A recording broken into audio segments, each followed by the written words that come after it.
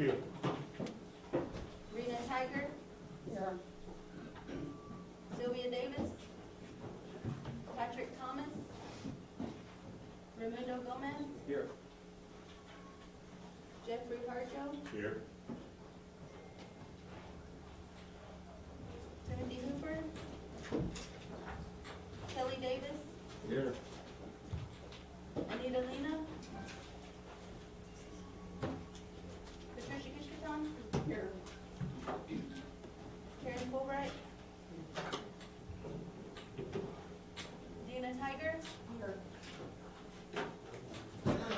Jennifer Warren. Gina Yesler. Here. Lottie Cootie. Here. Marilyn Moore. Here. Abraham Ferrani. Present. Susie Harjo. Natalie Harjo. Gregory Botal. Here. Catherine McCoy. Here. Charlie Hill. Here. Fanny Harjo. Kelsey Morrell.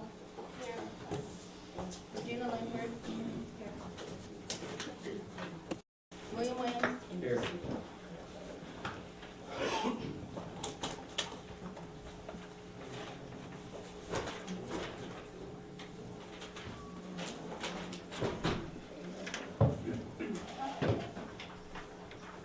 By a count of 22 present, 6 absent, I declare that we have a quorum. Yes. I just want to ask for our partner to be excused. One may stay again, but we also lost a family member. And my niece is a big supporter, so my sister's very proud. I want to extend my condolences to you and your family in regards to the loss. Ms. Harjo, if you wouldn't mind, would you lead us in a prayer, please? Yes, ma'am. We need to address this Attorney General situation.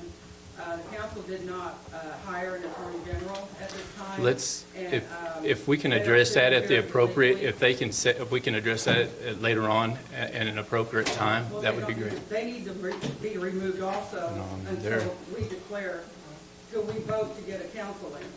I mean, the Attorney General. They're the AG, but if we can go on ahead and proceed with the prayer, Fanny, at this time. Log in.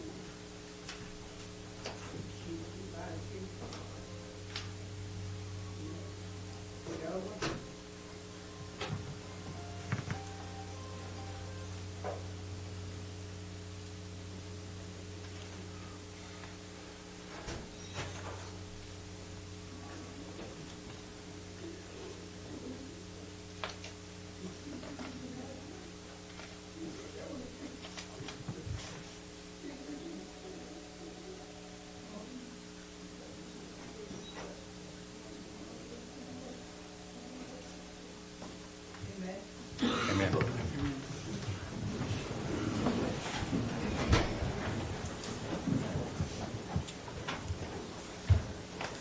Is there any, in the next order of business is reading of the minutes of the last meetings?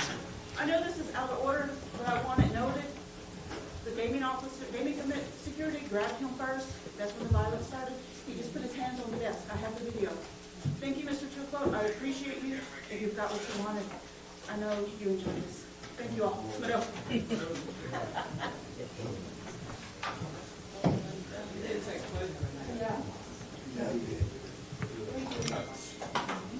Reading of the minutes of the last meeting. Is there any objections or amendments to the minutes that were presented in your packet?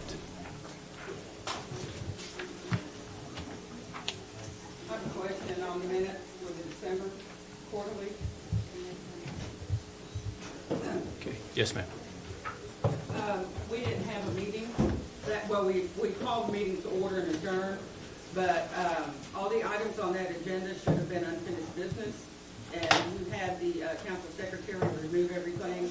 and technically, legally, they should be brought back to the floor. Yeah, let's just note that for the record. Representative Votak. In response to that, you called the meeting to order and it was adjourned. Therefore, there's no motion to carry those over. So they Right. would have said without a But they motion. were on the agenda. Yeah, they were on the agenda. Okay. Do I have a motion? Yeah, I'll make that motion. To approve the minutes for September 7th and October 24th. Second.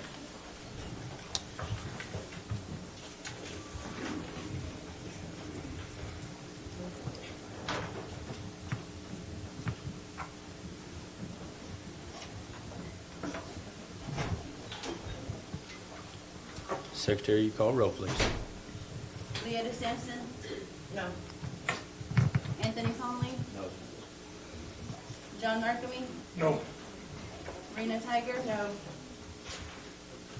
Sylvia Davis, Patrick Thomas, No.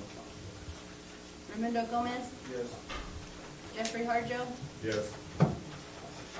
Timothy Hooper, Kelly Davis, No. Anita Lena. Yes. Patricia Kushtitan, Yes. Karen Fulbright, No. Gina Tiger, No. Sina Yesla, Yes.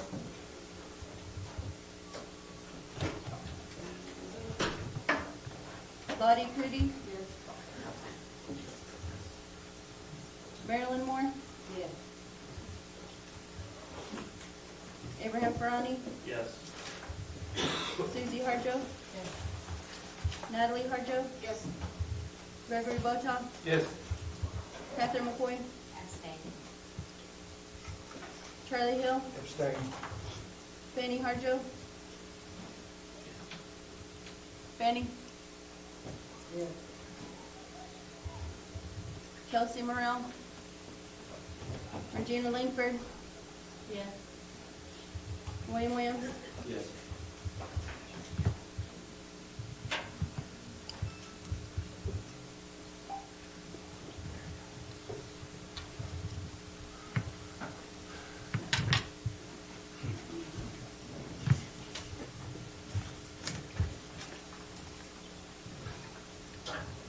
Okay, by a count of 14 yes, 9 no, 2 abstentions, the approval of the minutes for 10/24/19 and 9/7/2019. Okay, next order of business is unfinished business. Representative Hill. Chairperson, I've withdrawn. Okay.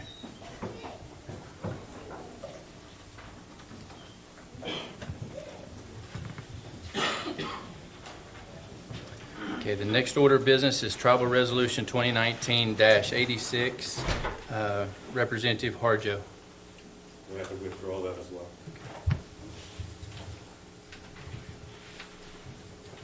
Okay. In regards to the council, in regards to our next order of business is reports of committees. Do you have any wishes on who you want to come up? Representative Harjo. I have S&GE and childcare, Would you like S&G first? either one. Can we let our princesses go first?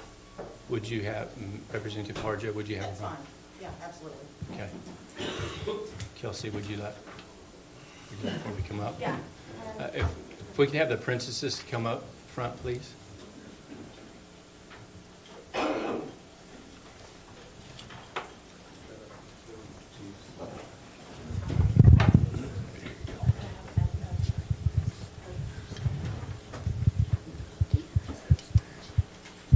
Hashtag Stongo. Jojevka, JC Harjo, I Majaga, Kubaka, Majaga, Kama, I does. Judgeki, Mandy Office, Jabozi, Landry Office, Jaboja, Samuel, Jabozi, Kola, Katie Office. Hello there. My name is Desiree Harjo. I'm 8 years old. I attend Conroe School. I am the current 2019-2020 Limits and Nation Princess. Thank you.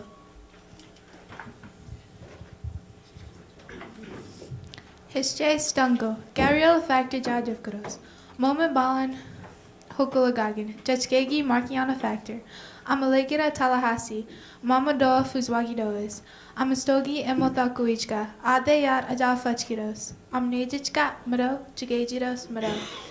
Hello, how are you? My name is Gabriella Factor. I'm 12 years old. My parents are Markiana Factor, and I'm a member of the Tallahassee Band and Bird Clan. I'm honored to represent and serve our tribe. I want to thank you for your support. Thank you.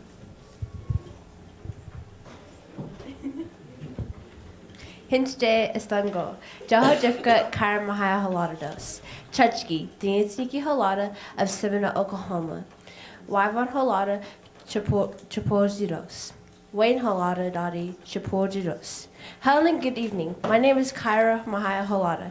I am the 17-year-old daughter of Danita Holada, and I am the granddaughter of Wyvon and the late Wayne Holada. My Indian name is Delago, which means beans. I was given this name by my grandfather because when I was a baby, I used to love to eat beans. I'm the current 2019-2020 Miss Seminole Nation, and I am thankful to be here today. I have a cold, so that's why I sound like this, but I hope everybody's day is going okay and good, and I just wish you guys a safe travels home. Madam.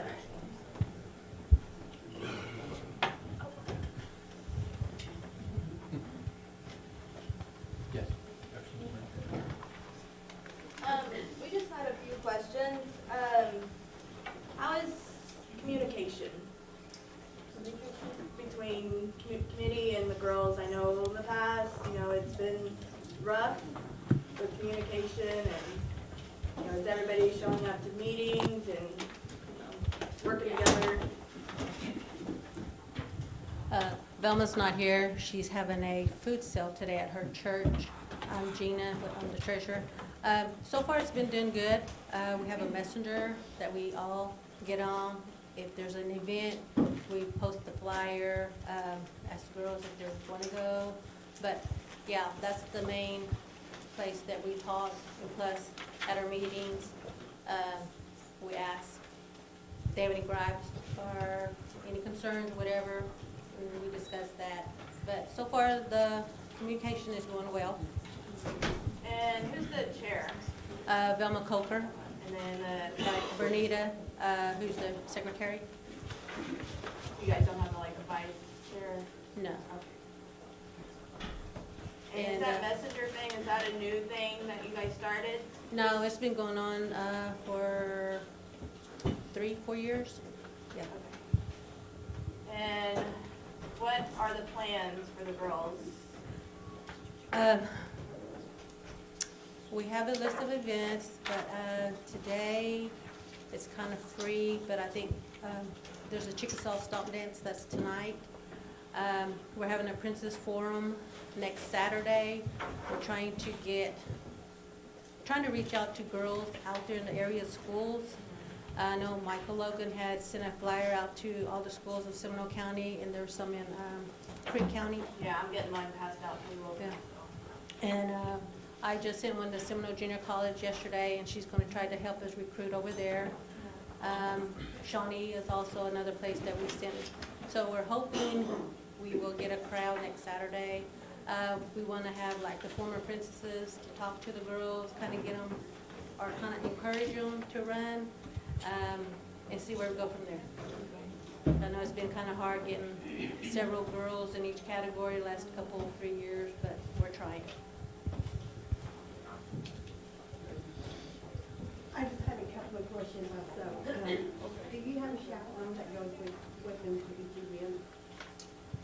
It's mostly the parents that's been doing the chaperoning, but if one of us is available, then we go with them also. Okay, I mean, I could say what your powwow or something, show them the proper procedure, which way to go, giveaways and stuff like that. No, I think some of them have grown up around the stomp dance grounds anyway, so they know, but we've talked to them about stuff like that. Okay. And as part of your committee, aren't you supposed to have a chaperone with them all the time? Last year, as a parent to the little miss, It was voted on that since there was only 3 committee members at that time, the committee had said that the parents would be the chaperones. So again, with 3 committee members, we do our best to go. And I know that it's not Kyra's responsibility, but as a miss, she's done very well, like your question for these other ones, and she's teaching them if one of us isn't able to go. But again, with 3 committee members, we do our best to go and attend these events with the girls. Most of the events, other than some of them far off, you know, there's at least been one committee member that's been, you know, it may not be the same one, which that's our goal too, is to try to take turns to an event that these girls go to. But for the majority of the part, someone has been there. Okay, and as a committee member, what else is your responsibility? Well, as mine, as a secretary, I take the notes, I get in the reports and things like that. And, you know, to try to show them, I've never been a princess, so, but what my daughter, you know, what I've seen her and, you know, try to share that with the parents and things like that. But for the majority, and hopefully to get the council involved to go and support them as well. Okay, and then with the pageant coming up in a couple months, are you working on getting ideas so what happened last year doesn't happen again? Yes, ma'am, we've already, as the committee, we've already met on that. We're looking at changing some things so that, because I'm sure that you all that are involved with the princesses that kind of have an idea of what's going on, things in the last couple of years have happened that has never happened before. So to try to prevent other things from happening, we're trying to change the way that things are being done.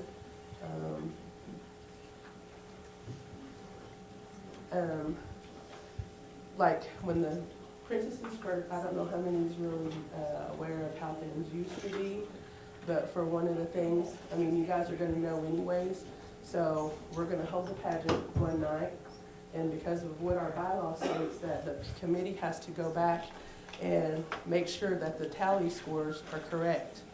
You know, and in the past, it takes quite a bit of time for them to add, you know, the tabulators to add those scores up. So to prevent, say, the scores isn't tallied correctly. So to prevent us saying, okay, Gabby's the winner, and come to find out the next day, we go back as a committee and look and those scores aren't correct and it was actually someone else. To prevent that, we're going back to the way it used to be. We will hold the pageant one night and she will be crowned on Saturday after the chief speaks. That way, we can eliminate something like that from happening. So we're going and reevaluating things like that, and that's how the pageant will be done this year. Okay. And has anybody reached out to the little girl that everybody was talking about on Facebook to apologize? I felt she was bullied, even by adults, she was bullied. And I just was wondering, as a committee member, if anybody reached out to her. I did. I talked to the mother, and I even emailed her a statement too. Okay, but did anybody talk to the girl? The girl directly? No, I just went through the mother. Okay. It was just something about her talent that she did, and she did something. She did procedures wrong, but in talking to her and her parents, they were going by what the ground leader had told her she could do. She got permission from that ground leader to do what she did, and she just got bullied. I feel really bad for her. As we, I mean, I wasn't on the committee, but again, my daughter was a little miss at that time. But looking at the whole picture and as a parent, as a former princess, as far as that, I don't feel like that part came from the committee. So, I mean, that was, you put stuff on Facebook and it's there for everybody to comment on, you know, so we cannot control what everybody else says. So, I mean, as far as the committee at that time, she did reach out to the parent, you know, and a lot of times you know, I don't know how you feel, but in a situation like that, I would rather someone come and talk to me before directly speaking to my child. Right. When the girl came to me, she lives in Glenville, and so she knew I lived there or close to there. She came to me. And on behalf of our band, newcomer band, I did apologize to her. And I just felt she was really foolish, like adults never. And this was your daughter. You were probably feeling the same way.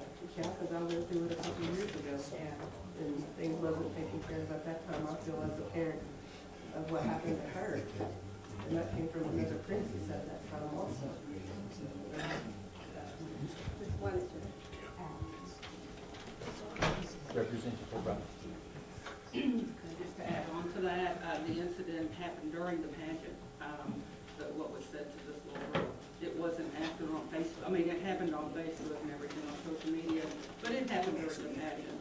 And I make a suggestion to you, as a committee, leave politics out of this. These are for these little girls. If you put council on there, all it is you seeing what happened today. That's the politics around here in the Seminole Nation. You get other people that can, you know, that doesn't have a family member in there, you know, that, and fix it where they can win.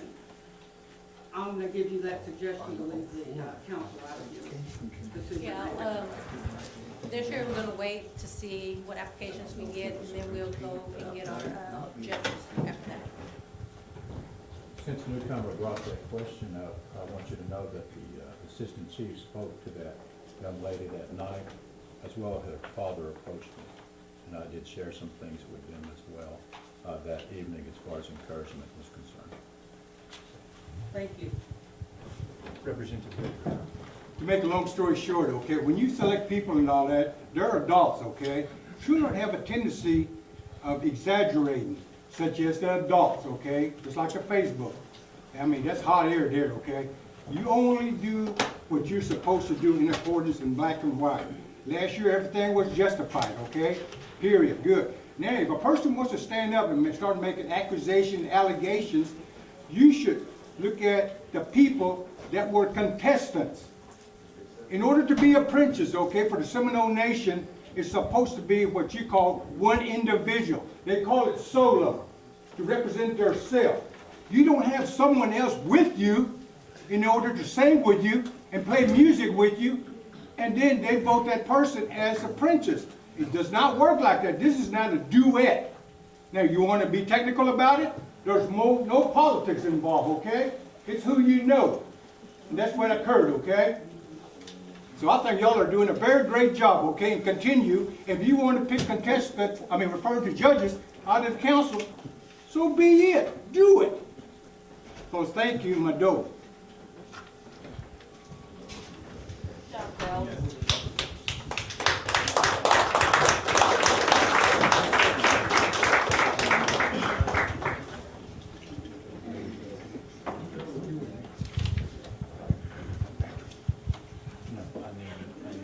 Representative Harjo, Sinji. Yes, we have childcare or S&G, either one of them. Okay. Ricky, since you're already up and you're heading this way, have you to come on up, please.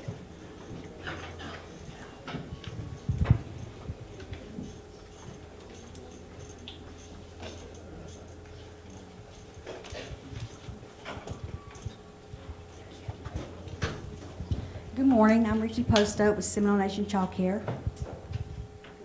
Good morning, Ricky. Good morning. So my band has asked me to ask some questions. It's come to our attention from outside of our band as well, but we had an issue that they voiced, and we wanted to just kind of clarify it and allow you to clarify it for them. The issue is they felt like several employees, which again, let me also explain that employees are still scared to complain when they have complaints. So that just being voiced, they will take it to the bands and they still fear repercussions. So let me just go ahead and make that known that that's why it's happening everywhere. It's not just gaming. But that being said, is it's a safe place for them to voice their opinion at our band. So they are, there was concern that there might be some favorite playing as far as new employees that have come in recently and then brand new employees as far as balancing the training out. Now, I did some research and did hear that these employees that aren't getting as much training as the newer employees are actually scheduled to attend the training. So I have heard that, but, you know, to balance the scale. So, but from the complaints that we're hearing is that there is a considerable imbalance in training opportunities for the newer employees and the newest employees. Does that make sense? But I just wanted to give you an opportunity to voice kind of a clarification for us. Okay, we had new staff that had started at Wewoka Center because we were getting ready to start school Monday there for before and after care to take care of the kids for Head Start children. And the new employees there, we've been sending them to trainings because they're new employees. And we do give opportunity to all staff to attend trainings because all staff is required to have 20 CEU training hours. I wasn't aware, you know, nobody's really talked to me about not receiving training. A lot of time we try to send our teachers to training. If it's out of state, they don't want to go. Even though we explain to them when we hire them that that is in their job description, that sometimes they would have to go to those trainings. And, but nobody's really came in and talked to me, which I have been off a while for funeral leave. I've had 3 deaths in my family. So I don't know if something had came up while I was gone that I'm not aware of. Point of order. I can't hear you, I'm sorry. I don't know if something has came up while I was gone, but nobody's, you know, came in and really talked to me about not feeling like that they're able to go to trainings. Even in our early childhood committee, we even invite them to go to trainings that would help them have more knowledge of our child care program. And as far as the staff, they haven't really voiced it to me. And I absolutely appreciate that. Like I said, this is a place for clarification. It's not a place for attack, because I've been right where you are. So I understand that.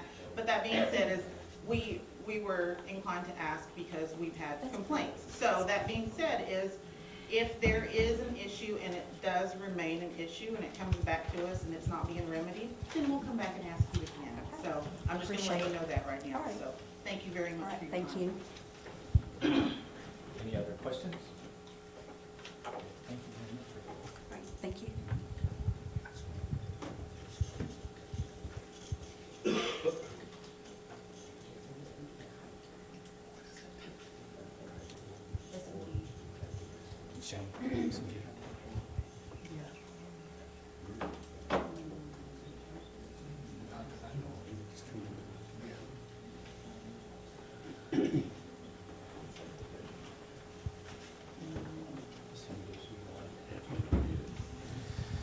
Good morning, everybody. My name is Shane Berry. I'm the interim GM for S&G.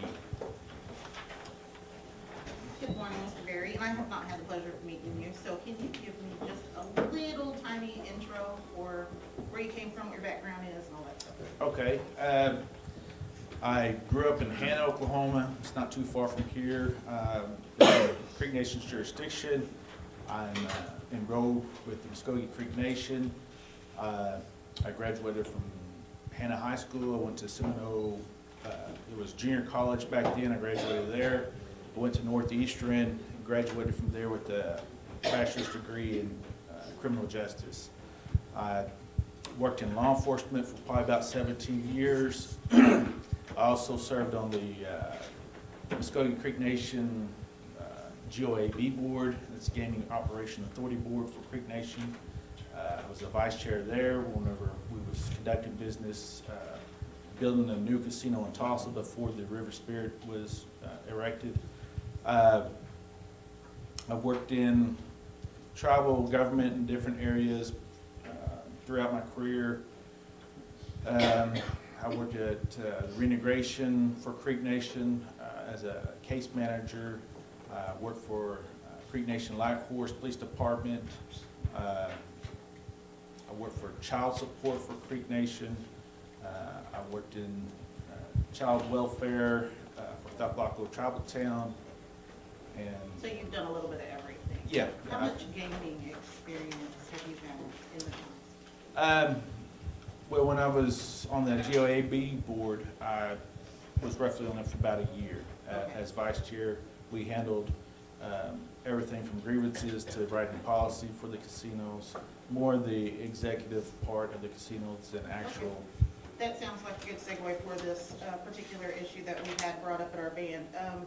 We had that are, with lack of a HR procedure right now currently, we've had some people complaining about either being the product of mistreatment or witnessing mistreatment of employees that are happening. And as I did with Ms. Posto, I would like to give you the opportunity to clarify that, because we are on camera, we do have people watching, because they want us to ask this question, because they're scared, again, to make complaints because of retaliation, because of the political craziness that's happening. And, but anyway, that being said, is if you can expound or let me know if you've heard of any of such complaints, and then if you have, how they are being remedied. Okay.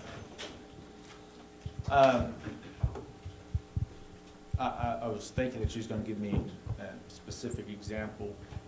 Right now, I believe the way it's set up, if somebody has an issue with their supervisor or manager, they're able to go up the chain of command and talk to whoever it may be that's Who above is the them. next person that may be? Well, it depends on which department you're talking about. If it's, we have EVS, we have maintenance, we have managers on duty, we have security, we have. So if it's maintenance, let's use that as an example. Okay, if you have maintenance, then the person. Let's say that maintenance, let's hypothetically say that maintenance has been told to pick up things on their hands and knees. Let's, they're not allowed to use brooms because they're in trouble and they're being punished like children to get on their hands and knees and pick up trash. Let's say that that's an issue. I cannot, it's just I can't verify anything because I have not seen pictures, I have not seen video, but let's say that that's a complaint. How would they handle that, and can you tell me if that is happening? The way that they can handle the complaint would be going to the maintenance manager. And if the maintenance manager is the one that they need to, that's causing their hardship, then they can go to HR and file a complaint. It's HR's duty at that time to investigate what's going on, like whether, there's merit to their complaint or if it's just a disgruntled employee. They will contact all parties involved and get information in. Depending on the situation, they could even request footage from the surveillance department to verify if this is actually happening. Well, let me actually state that if I had to get on my hands and knees and pick up trash because I was being told to, I would be very disgruntled. So when those disgruntled employees come to their band because they have no other option or they feel like retaliation is going to happen, then they come to us.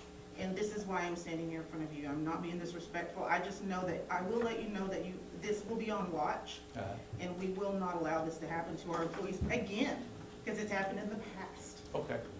And we also would like to let you guys know and let you know that, I think that's all the questions that I have for you.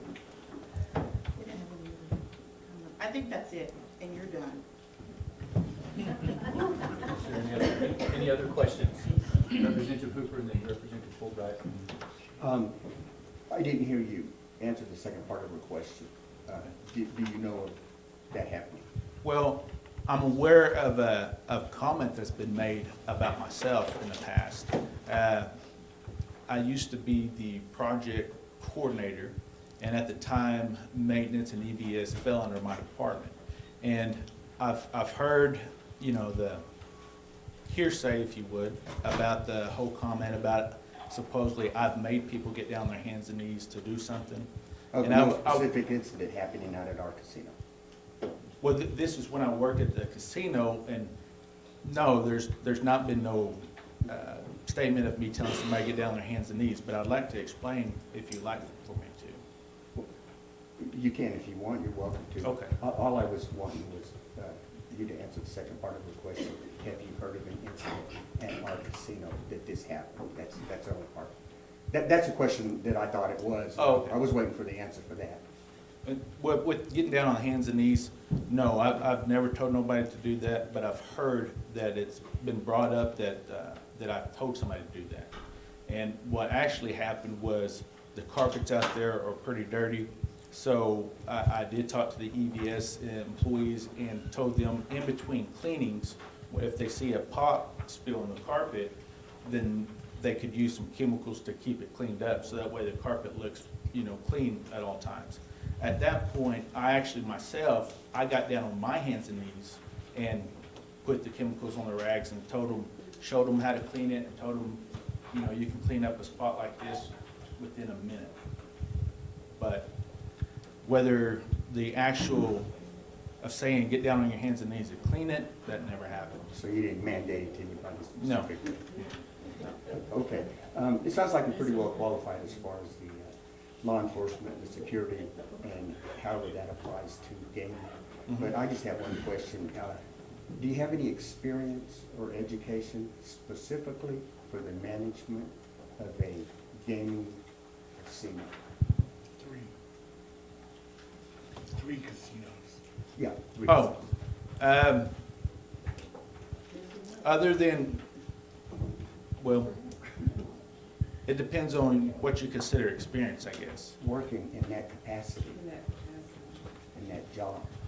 As a vice chair of the gaming board, we overseen, I think it was 8 casinos. I'm talking about everyday operations where you're the manager. You Oh, run the facility. then the answer would be no. Thank you. No problem.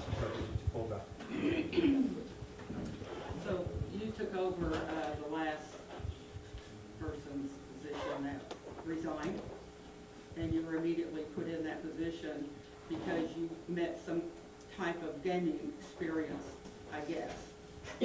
Someone thought you did.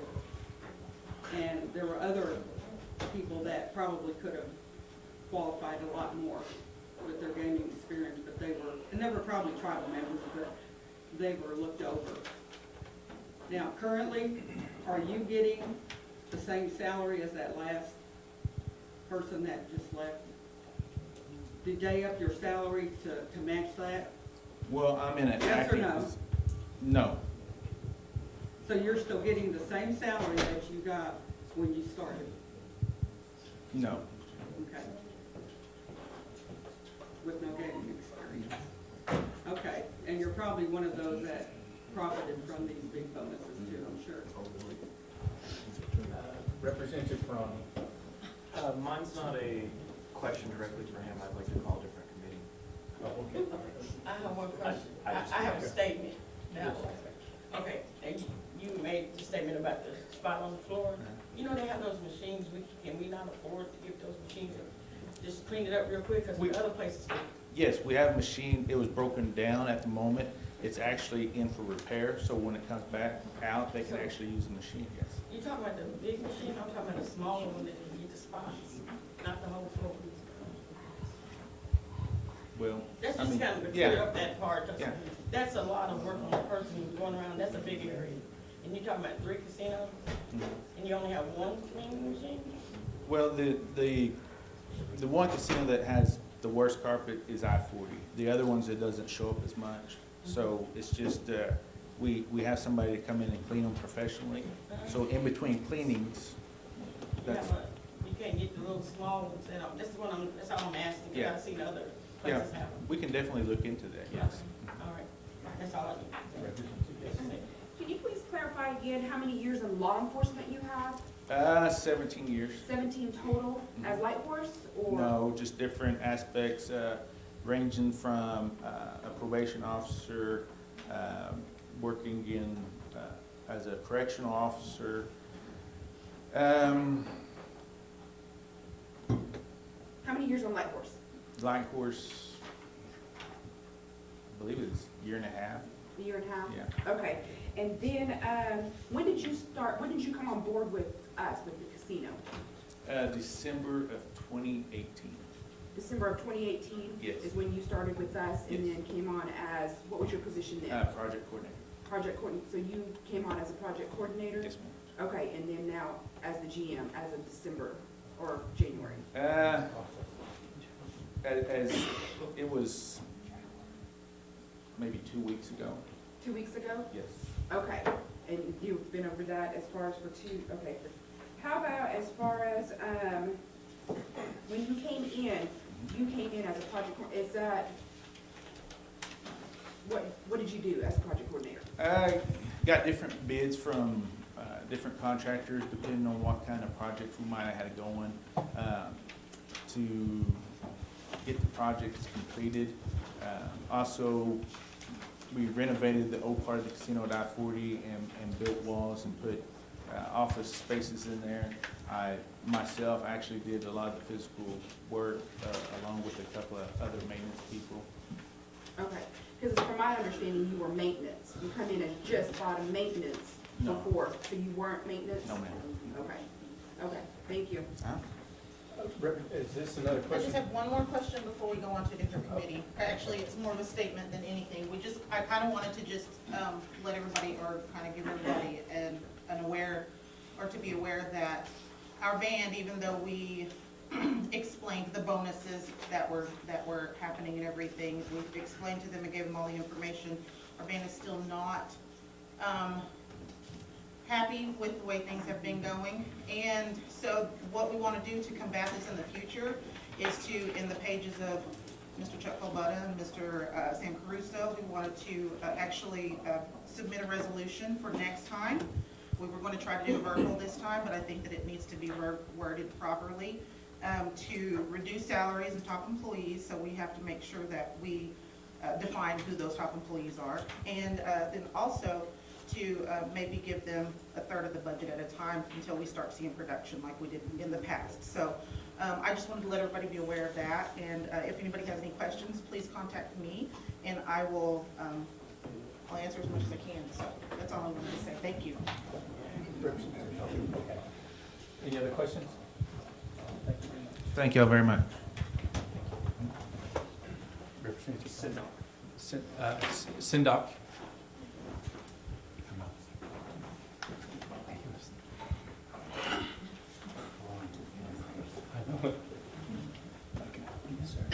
Good morning. How are things going? Looking up. We have our first 8A deal that we're negotiating right now. It's in Honolulu, Hawaii. We've pretty much been awarded the deal. We just have to negotiate with the contracting officer to finalize the deal. Can you give us any update on the buffaloes?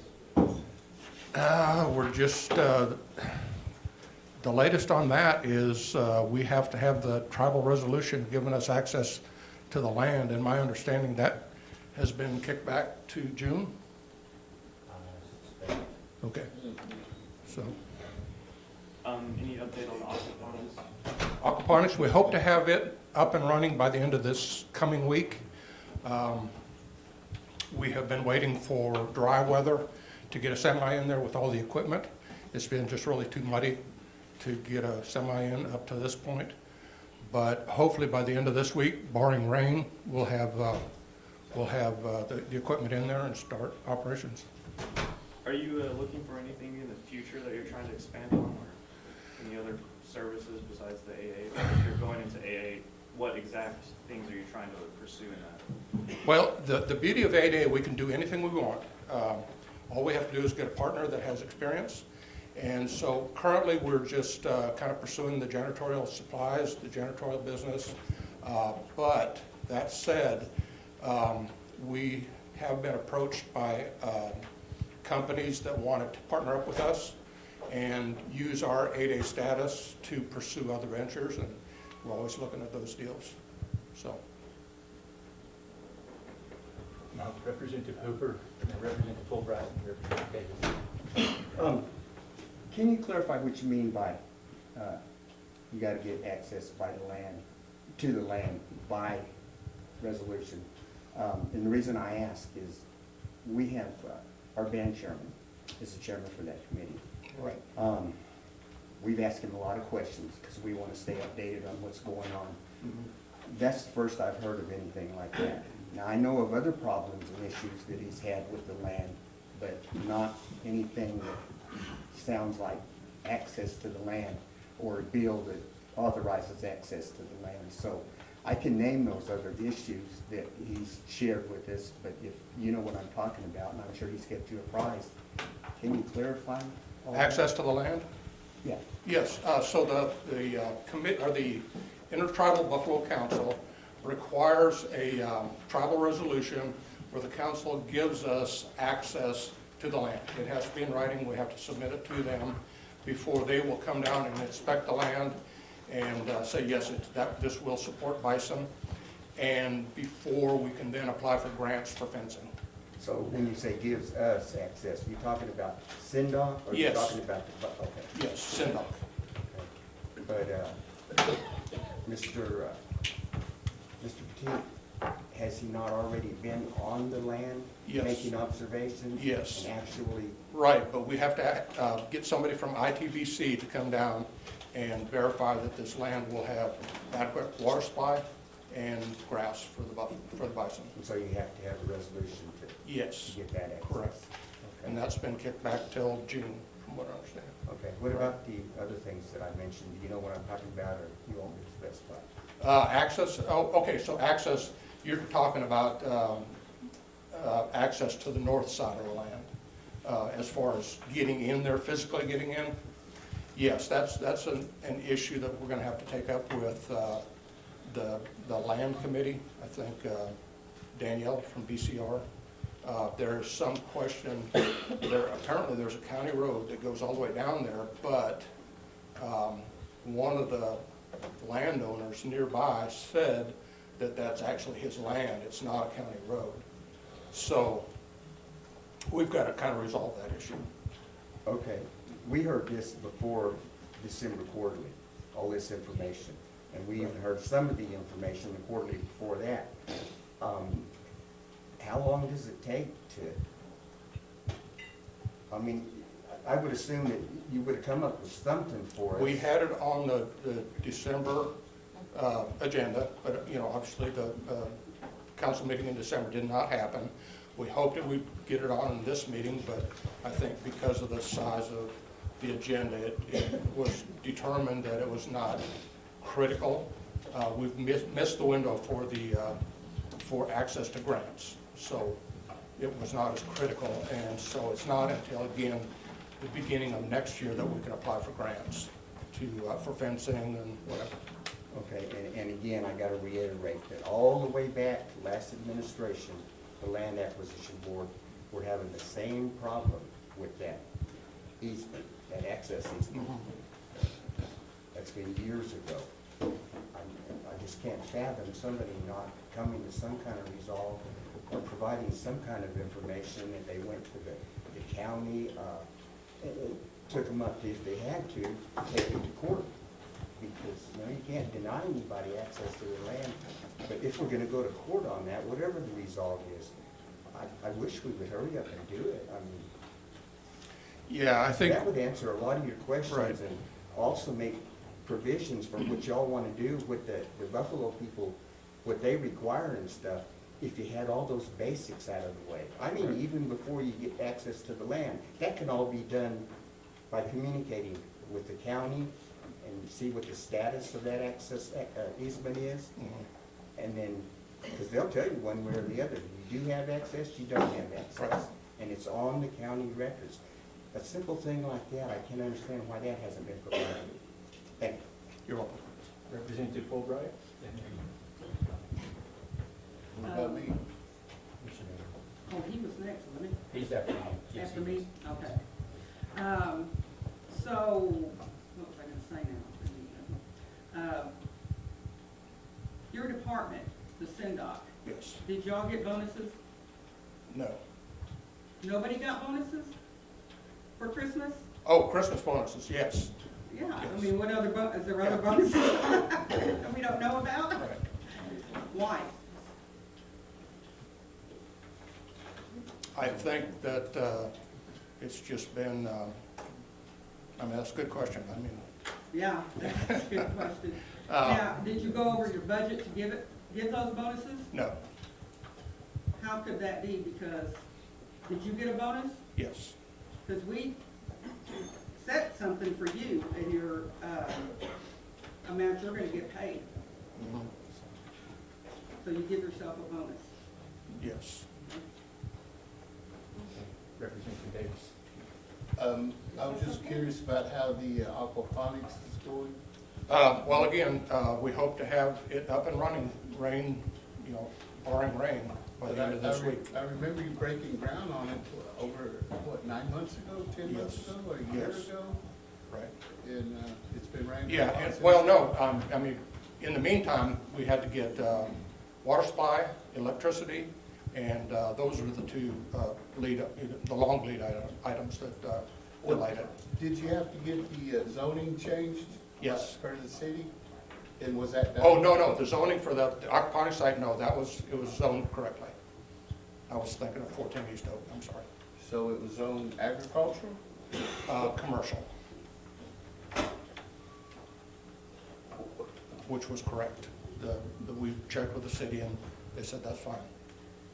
So you've gone through the zoning commission of Yes. Seminole City, Yes, and you're told that it's correct? that's correct.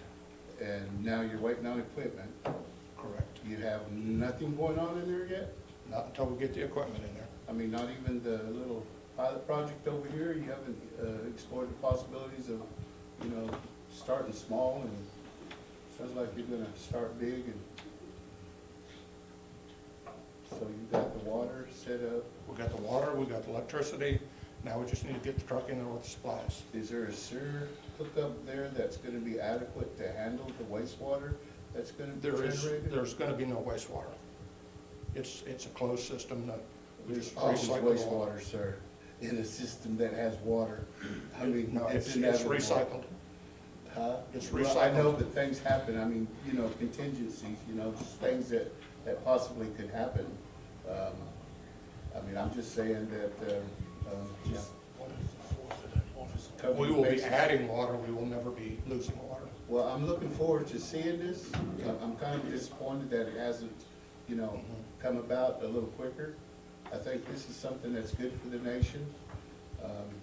Not just growing industrial hemp. I don't even know what you're gonna grow up in there.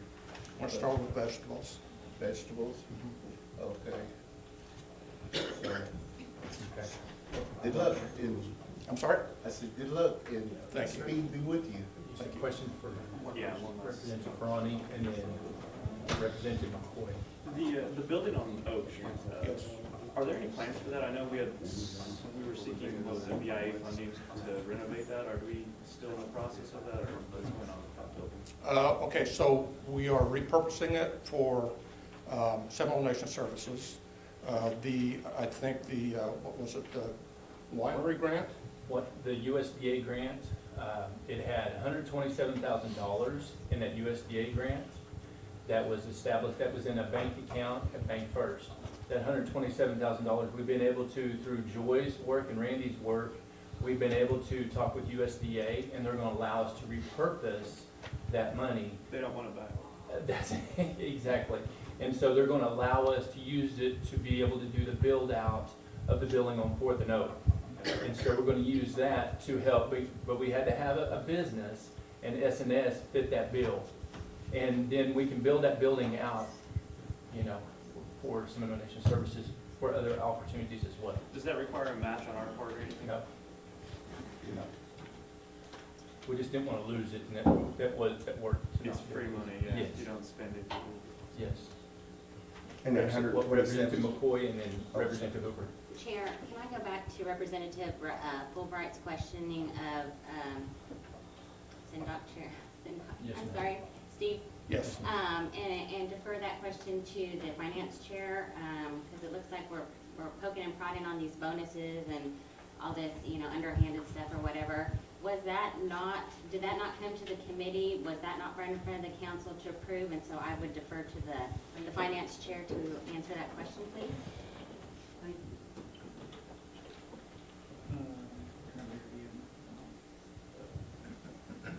Let me get the answer for you. He'll come back. Okay. Representative Hooper. Steve, well, I keep hearing about water, okay, and I've seen comments other places, heard comments from people. When you say about water, you're talking about the water that you need to, for operations? Yes. And where you For the getting that fish. Where you getting that water? We are actually gonna truck it in from a pond, because the city water apparently is not, it's got too much chlorine in it for fish, so we're gonna actually truck it in. Okay, will you be doing that on a, how much you're gonna have to truck in, and is you just gonna have to do it initially? You're not gonna have to do subsequent trips with water, or? No, so we're gonna have to do it initially, and I think it's 2,000 gallons. I don't know when she's. I think it's 2,000 gallons, and then we'll be able to add city water because it won't be enough chlorine to cause a problem after that. So who would you refer to get a definite scientific answer that that chlorine water that you add to it won't be detrimental to the? We had it tested, well, okay, so. You have standards that you go by? Yes, yeah, we'll test the water, we'll keep the water tested. Water test. So you're gonna continually add city water whenever you need it? Yes. Yeah, I mean, just for like evaporation, just a little bit for evaporation. Thank you. Basically, you're just gonna check your pH levels and see how you go and then add it, and that's basically water Right. function, then Right. water evaporates. Right. That's correct. It is what it is. Yep. The aquaponics system, we got that from Dr. Keevan Smallwood. Yes, sir. Yes, sir. When I spoke to Dr. Smallwood, he was very adamant about the type of water that's used in there, and that the water is purified through the plants itself. Right. And I'm concerned about pond water going in there as contaminating the system itself, because it's the nutrients used to feed the plants come directly from the fish. Correct. That's the source. Mhm. Pond water would have additional minerals and materials in it. And that's not the intent of aquaponics. So why pond water? Well, I can't answer that question quite honestly, but the lady that we have in charge, Becky Botaw, has had her water tested, her pond water tested, and it was determined it was adequate for fish. I guess, more specifically, the water that is initially supposed to be used in the fish container is supposed to be purified water, pure water, no additional, Okay, well, we checked with Dr. Smallwood, and he said that the water source that we are using would be fine. Okay, I just had concerns that initially, he was very adamant that it had to be purified water. Representative, yes. I just wanted a clarification because I know there'll probably be a question later. Pond water is going to be donated. There will be no payment for the pond water. Correct. Okay, just wanted, so that way it doesn't be brought up later. Right. Thank you. Any other questions? Anybody, Representative Hill? Election board. Is the election board here?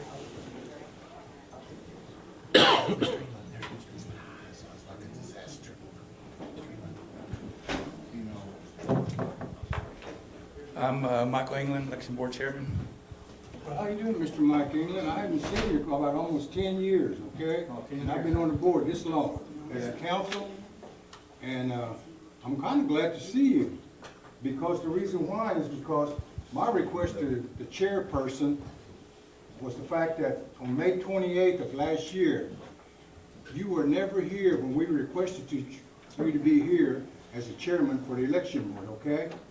Not only that, your other two people, there's only supposed to be 3 per constitution, okay, assigned election board.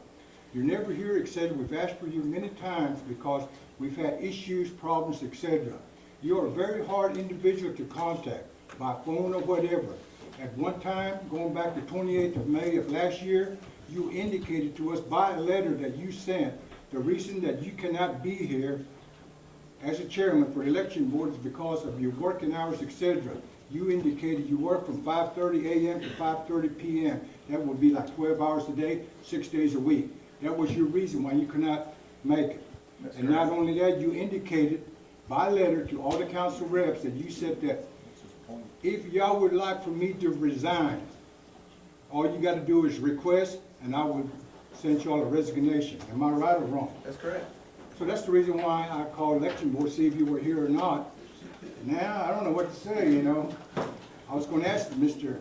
Chairperson to see if he could go ahead and reach out to you and tell you to go ahead and turn your resignation letter in, because we got a little over a year left before the primary elections, okay? That's the reason why. I'll tell you what, this is my resignation right here. All right, thank you. Verbally. That can be noted. You got it. Madhu. Representative Ferrani. JOM program. Is JOM here?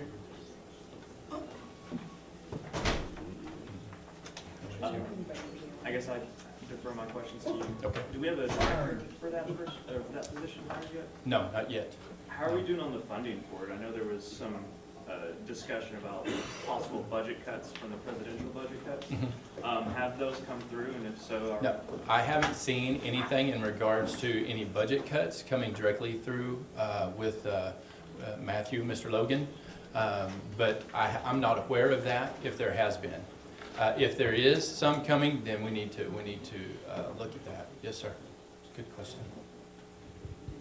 Representative Harjo. Yeah, I have a question that's related to that. I've been asked a couple of times, that building JOM's in, do we own that building or are we renting? No, we own it. We don't rent it out. I was just curious. Okay. Any, Representative Fulbright. The gaming agency. Is gaming agency here? Yeah.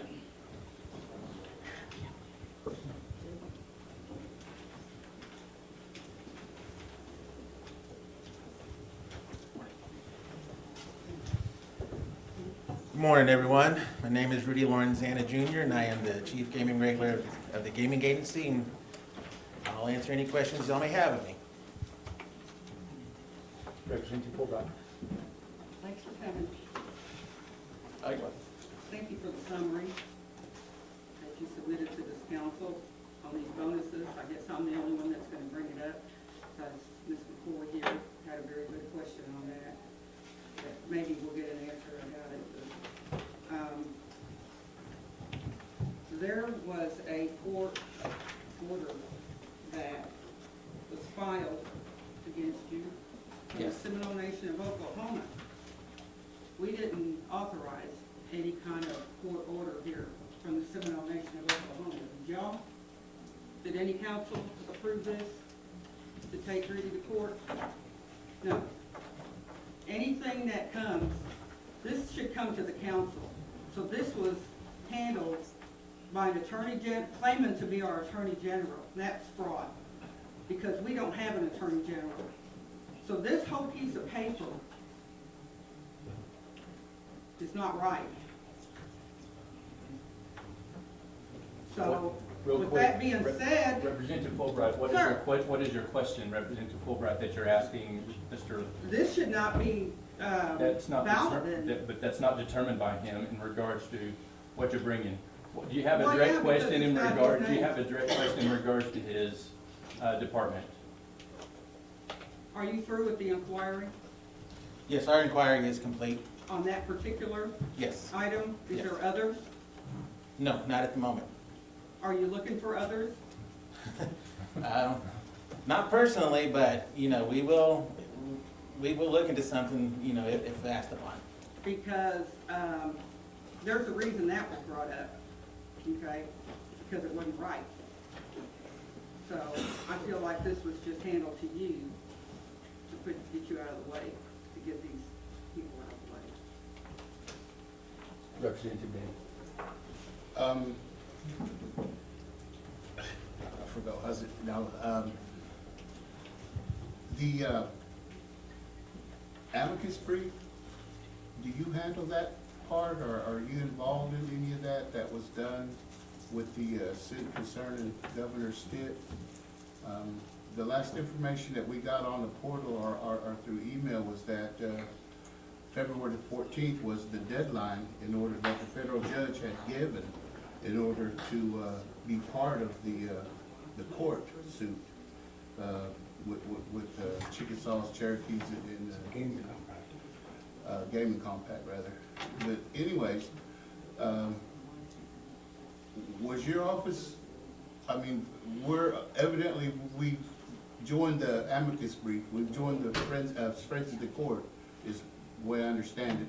I could be wrong, it could be Attorney General question, but, did your office, through your attorneys, handle that? No, we haven't been a part of any discussions or meetings as related to the gaming compact, and as far as joining the suit, that was not our decision, that's out of our hands. Okay, so then, my other question was, is that,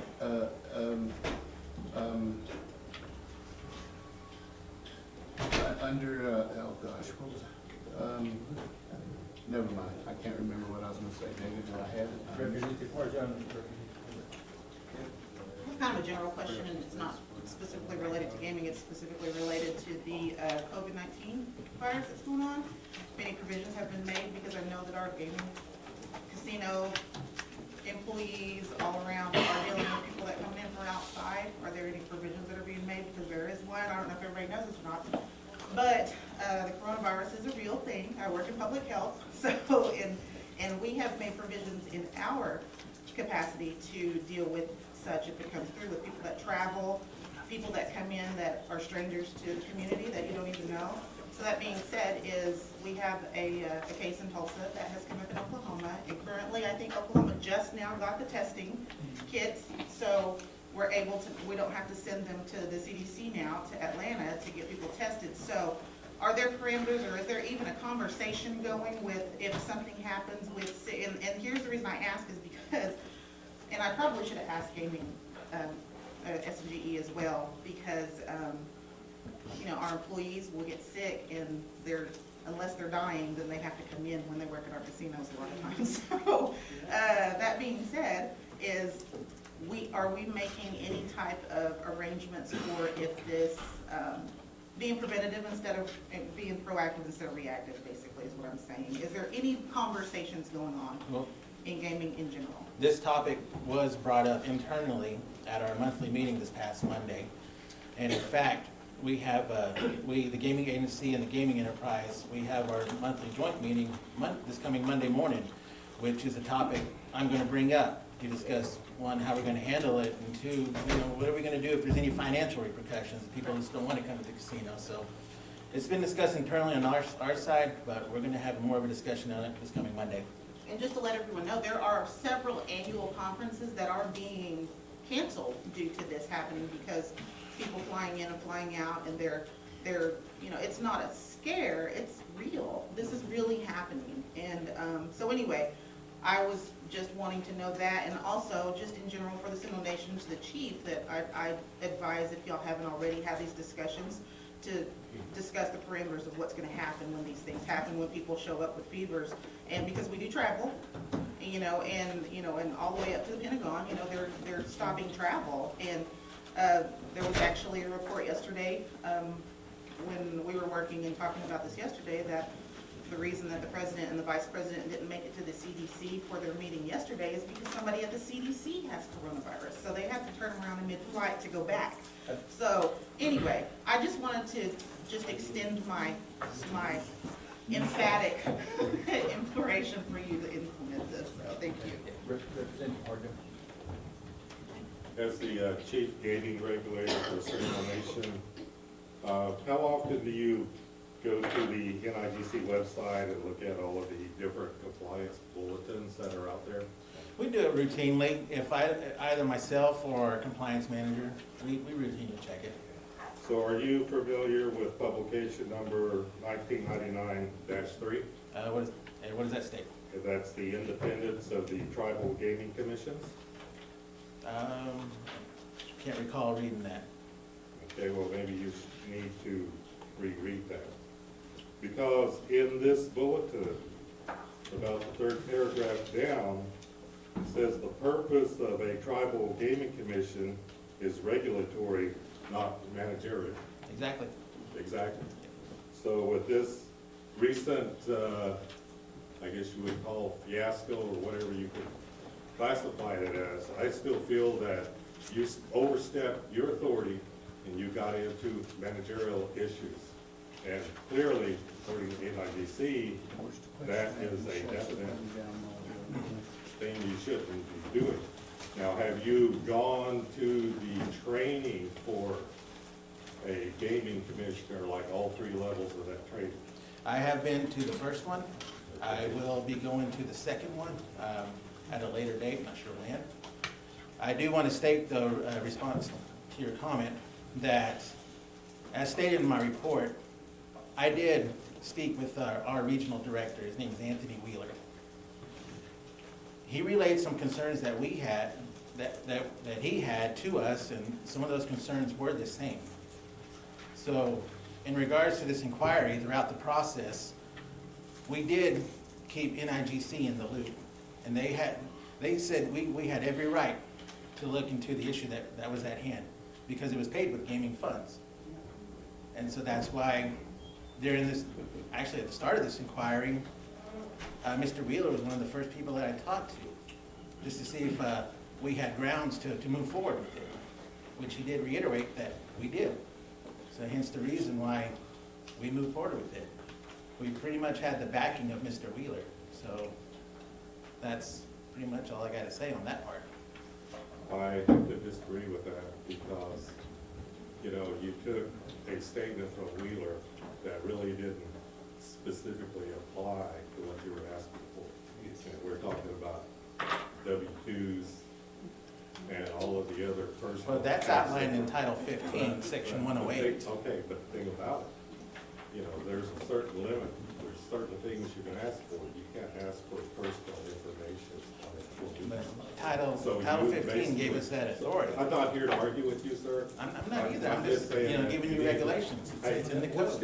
I'm just saying you need to be aware of NIGC regulations. And we are. Well, I'd like to make the statement that you need to be aware of Code 15 because it does state specifically what your duties are and how you fulfill an investigation, and it does specify the documents you can give. It is his responsibility to keep it confidential. And as you read the letter, employee 1, employee 2, employee 3, nothing was released to anybody. So there was no confidential information. You can obtain that. It is in the code if you read the code. It is in there. So as far as that goes, with what happened today as well, I'm sure that's going to be another issue or topic with having somebody from gaming here you all have to look into as well, because according to the codes, you have that right to look into that matter as well if it's brought to your attention or filed with you, correct? We can discuss further. Representative Davis. That's what I was gonna bring up, Rudy, about NIGC. I just was curious if they were in the loop. So, Mr. Harjo asked you, and it sounds like you answered my question, that NIGC, not our regional, but all the way to Washington, if I'm reading you right, they are aware of what's going on. Yeah, my understanding, again, I talked with our regional director from Oklahoma City, Anthony Wheeler. I didn't give him specifics, I just gave him an overview. And it was one of those, let me look into it, I'll ask, my superiors, and I'll get back with you. So that's how those conversations started. Okay, so, but did he get back to you from Yes. his superiors? Yes. So that's what I figured as you moved in your investigation, that you had done your homework or done your due diligence? He communicated with me both through telephone and Yes. through email, so I do have You have email documentation. correspondence with, from him. Very good, because that's what I was wondering, because you've done your due diligence and that this is not an issue that's gonna be settled, I don't think, in the tribal court, but it's gonna be settled in the NIGC arena eventually. I mean, eventually, if it gets that far, and I hope it doesn't, but I think you've done a good job myself, personally. I mean, looking out for the people's money. Representative McCoy. Okay, you just made the statement that you did an overview. In my opinion, and it's not a question to you, it's more just a statement. An overview, it's kind of like a little brief summary of the event. It doesn't go into the specific details, so anybody can draw their own conclusions from only certain pieces of information you're including in an overall. So I would disagree that his interpretation as you're visiting with him on the phone or in person is going to be tainted if they do not have all the details. Well, at the time, And we I'm didn't just have all the making a details. statement, I'm not asking for a Yeah. question or a response. Thank Yeah, you we just so didn't much. have all the details at the time. Is there any other questions?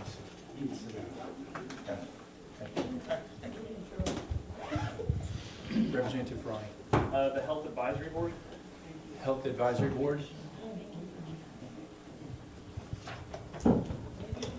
And partially for you too, since we're on the topic of COVID-19. Okay, yes, that's good. I was wanting to address that.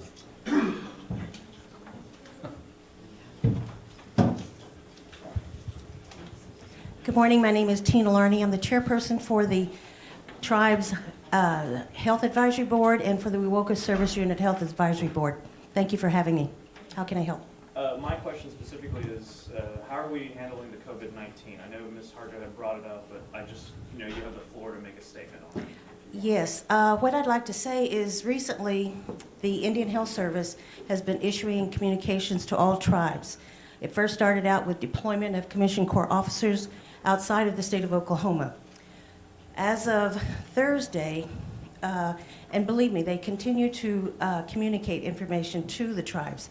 But as of Thursday, Indian Health Service brought in on a conference call various officials with Centers for Disease out of Atlanta, Health and Human Services Secretary, the Department of Interior, both on Indian Education, Bureau of Indian Affairs,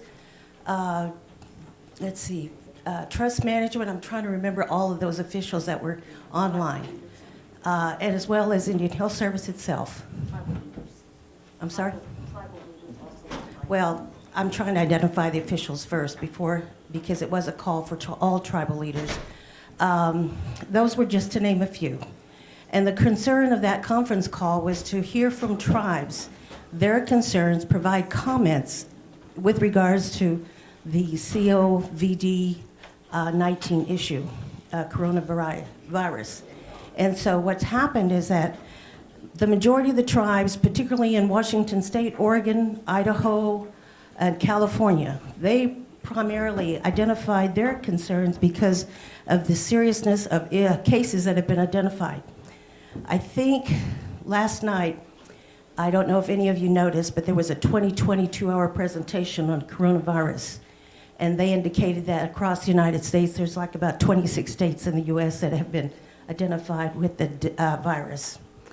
They've talked about a number of things, testing, and I think Natalie identified testing, but it's to a specific authorized laboratories that are doing the testing itself.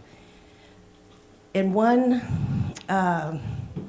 conference or one view of Vice President Pence, he indicated that there was not enough tests for all of everyone in the United States, whereas against Trump made the comment that there was testing for everyone.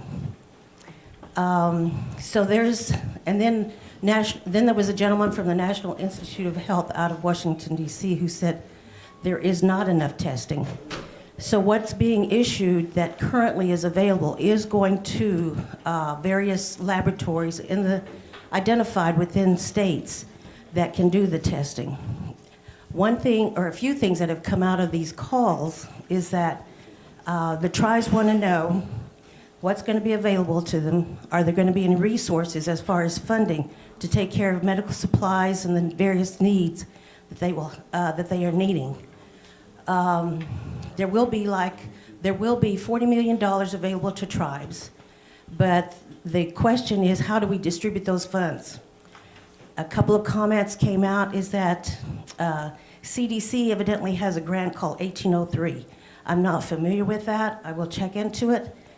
If tribes are grantees, that was one way that a suggestion was made to dispense those funds in that direction. The point that came out, however, is that if there are tribes out there that are not an 1803 grantee, then they would not be able to get those funds. The other avenue was to have Indian Health Service be the venue for providing those funds out to tribes, all tribes.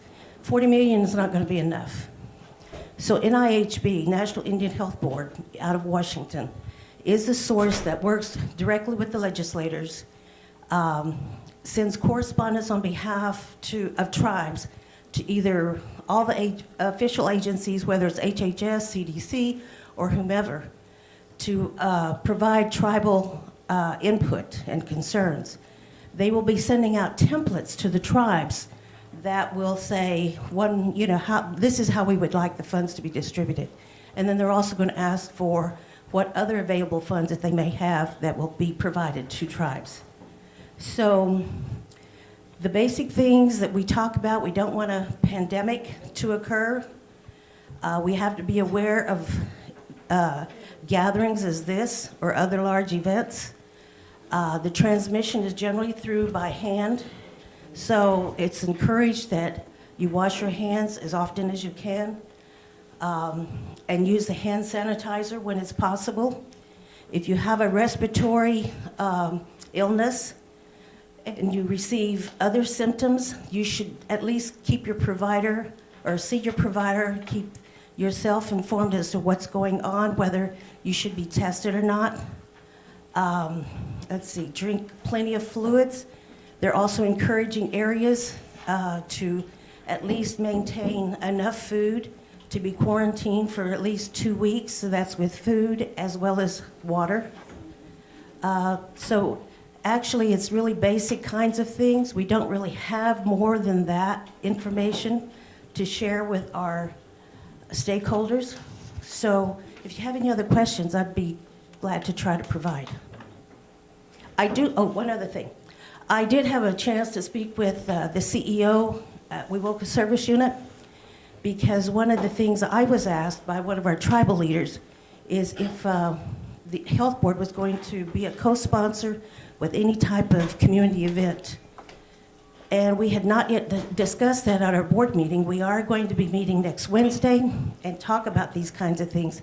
But in talking with Farrell Smith, the CEO, he's indicated to me that there's already been discussions here with the tribe, with the chief and his key management staff, and they are working right now to obtain Oklahoma City area and headquarters in Washington, D.C. approval to do a number of things. One is to do a radio announcement. Secondly would be to issue a brochure. They have a brochure already developed, they just need the approvals, and then also do training. I've asked him to present that information to our clinic's health board meeting next Wednesday. He's more than willing to do that, and then I've asked that we also as a board be able to participate in those sessions as well. Anything else? For you, next question. Yes, sir. So how are we on, I guess, the potential for remote logging in of employees? Do we have that capability if, for instance, we have to say no more coming to work, but if you can work from home, Right. do that? Do we have anything in place right now where we could actually have that? How's our IT, I guess? That's what I would have. That would be a Mr. Butler question in regards to being able to remote in on something like that.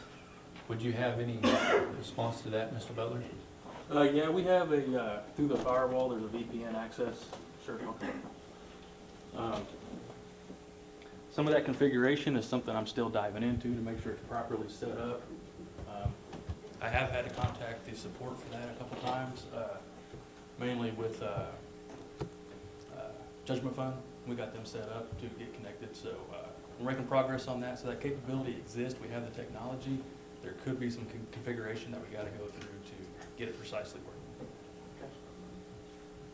Just making sure we're prepared. Yes, sir. Yeah, that's a good question.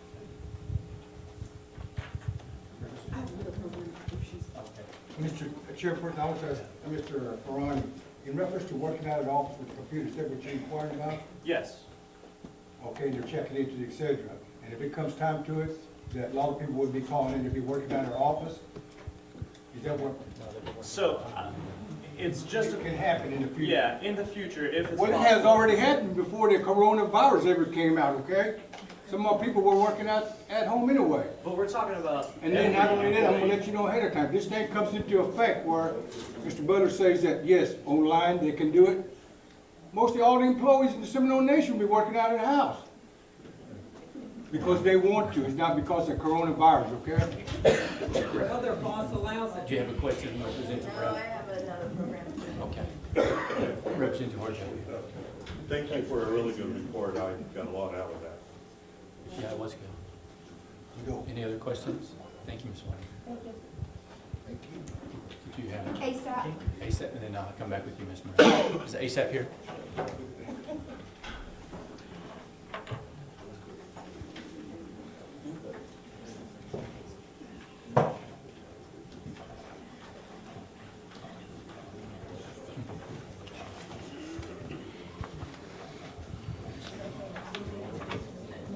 Assistant Chief.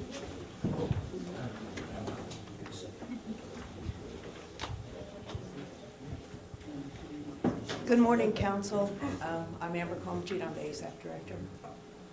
I have 3 questions for you, and we'll just go one at a time so that I can give you time to answer.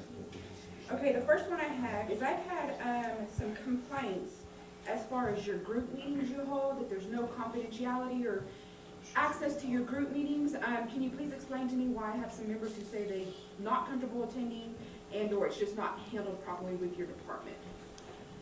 Well, I think that, let me take a deep breath here so I can say this right. If everybody has read our report from probably 6 months after I started here, I have expressed a concern about the size of our building.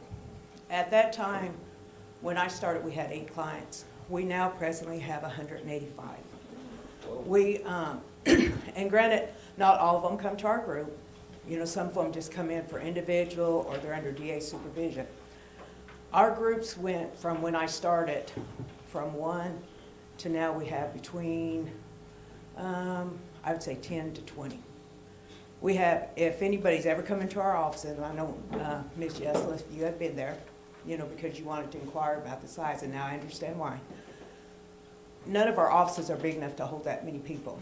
The only place that we can have them, and they need it for court, is in our hallway, in our waiting area. And we have probably about 18 to 20 chairs sitting in there. That's the only place that we can have it. What has happened is the courts have asked us, as Seminole Nation, if we would start assisting more of our tribal members with getting the requirements done for drug court. Right now, we presently have 15 tribal members sitting in jail waiting to go to treatment. And these are the reasons why they're put into jail, is because they're unable to fulfill their obligation with drug court. And the DFD agencies aren't willing to work with them the way that we are. So, we could not have our groups. The ones from 5:30 to 6:30 I think is okay because we can lock the door. But then we have some from 3 to 4 and we can't really lock our door because we still have the public coming in. But, you know, my hands are kind of tied because I don't want to sit there and say, okay, we can't do group. And then we end up putting more tribal members in jail. Thank you. I've had some that kind of didn't feel comfortable during work hours as people coming in and out. My second question, I had inquiry and complaints on seeing the tribal vehicle out in areas like personal use or out.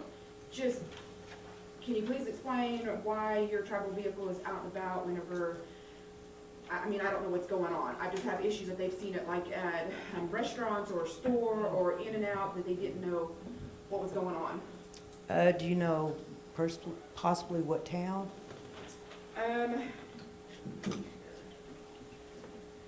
I do believe they said they seen it in Woka. Sonic, actually. Okay. Well, how can I put this? We are in court almost daily in Wewoka. If anybody knows my staff, we're all healthy.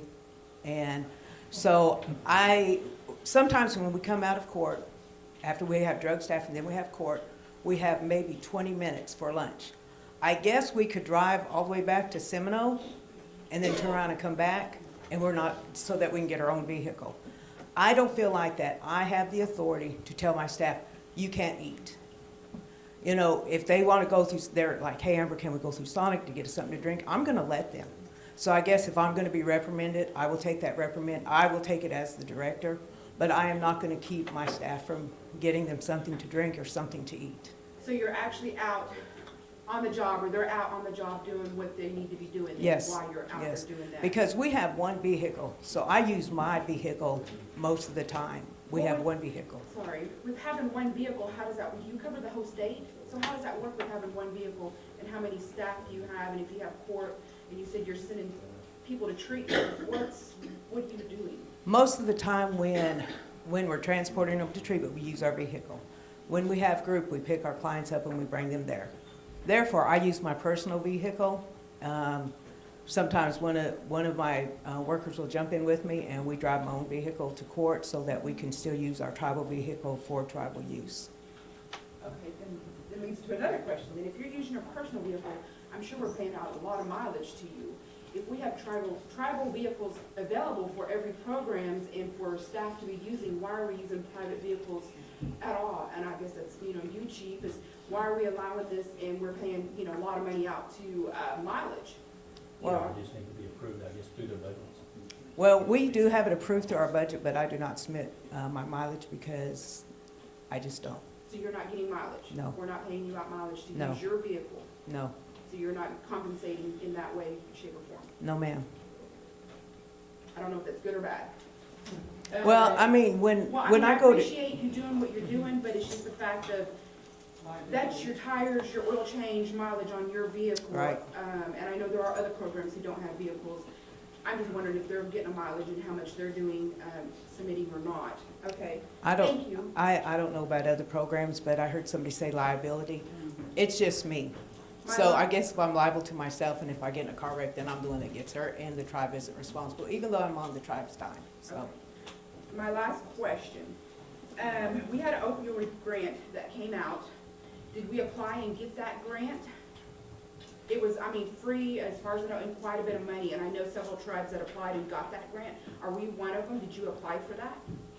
Well, I know what, you're talking about the grant through IHS, Yes. and it was like $138,000 for 2 years. We did start applying for it until we got to the point where we had to put it online. And, well, when I went back and I did some research, and we had to have 4 different numbers. We had 3 of the 4. We did not have our ERA Commons number. And so when I went to the executive office and I had asked if somebody could inquire if we had it, I didn't get a response back, so then I went to the budget specialist, and he didn't really know who to ask. And so then I went to Kyle in Treasury, and I told him, I said, we need this number. And so he pulled it up, and we seen that the Seminole Tribe of Florida had one, but we did not. It takes up to 6 weeks, and so we had I think, maybe 2 or 3 weeks before it was due. So therefore, we weren't able to get it. Okay. I'm a little concerned because that's money. That was money we Right. could use. Did we apply for that number? I, again, just this week inquired about it, and it's my understanding we haven't. Chief, we haven't applied for that number that we could use. These are grants or fundings we No, can we'll talk utilize. with, we need to talk with Joy about that, because she'll be the one that'll be looking at the grant for it. I'm gonna go Okay. for that now. So with not getting this large amount of money that, was easy accessible, that I know other tribes have received, what are we looking at for other resources to serve our people? Is there any other programs or any other things that you're reaching out to within the county or the state? Well, I know that, I think it was this week, we received an announcement from the executive office in regards to another opioid grant, and that's why I was inquiring about the ERA, because any grant that is done through SAMHSA, we have to have that ERA Commons number. Without that, all we're doing is writing. We can write grants all day long, but we can't submit them because we don't have all 4 numbers. What has happened is the drug courts has asked us to step up as a nation, and this is the first time that the judges have sit down and met with us, and they're actually wanting us to, they're willing to give us a satellite office in Wewoka, because so many tribal members are unable to get over to Seminole to do the paperwork and everything that is necessary to get them into the program.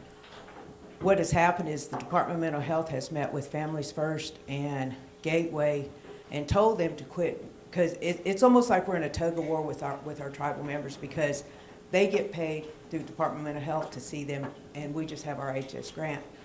And so Department of Mental Health told them that they have to, from here on out, they have to give any Native American first option to come to our program. If they choose to come there, then Gateway and Families First has to do an exiting interview and then send them on their way to us.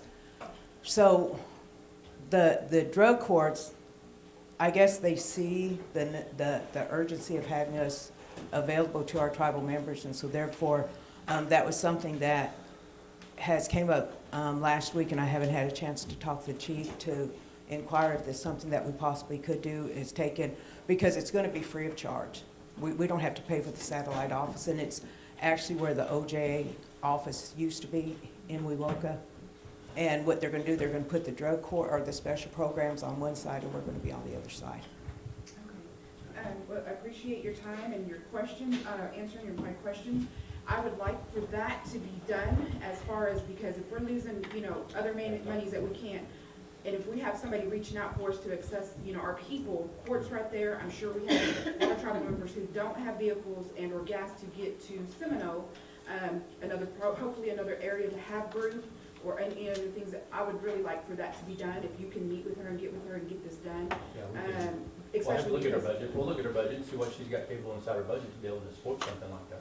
Okay, and then as well as the EAN number, or the EAR number, I would definitely like that we should not be losing out on funds that is non-compatible.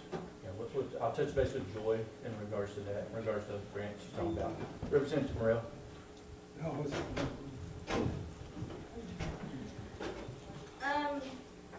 I have a few, well, maybe just one complaint.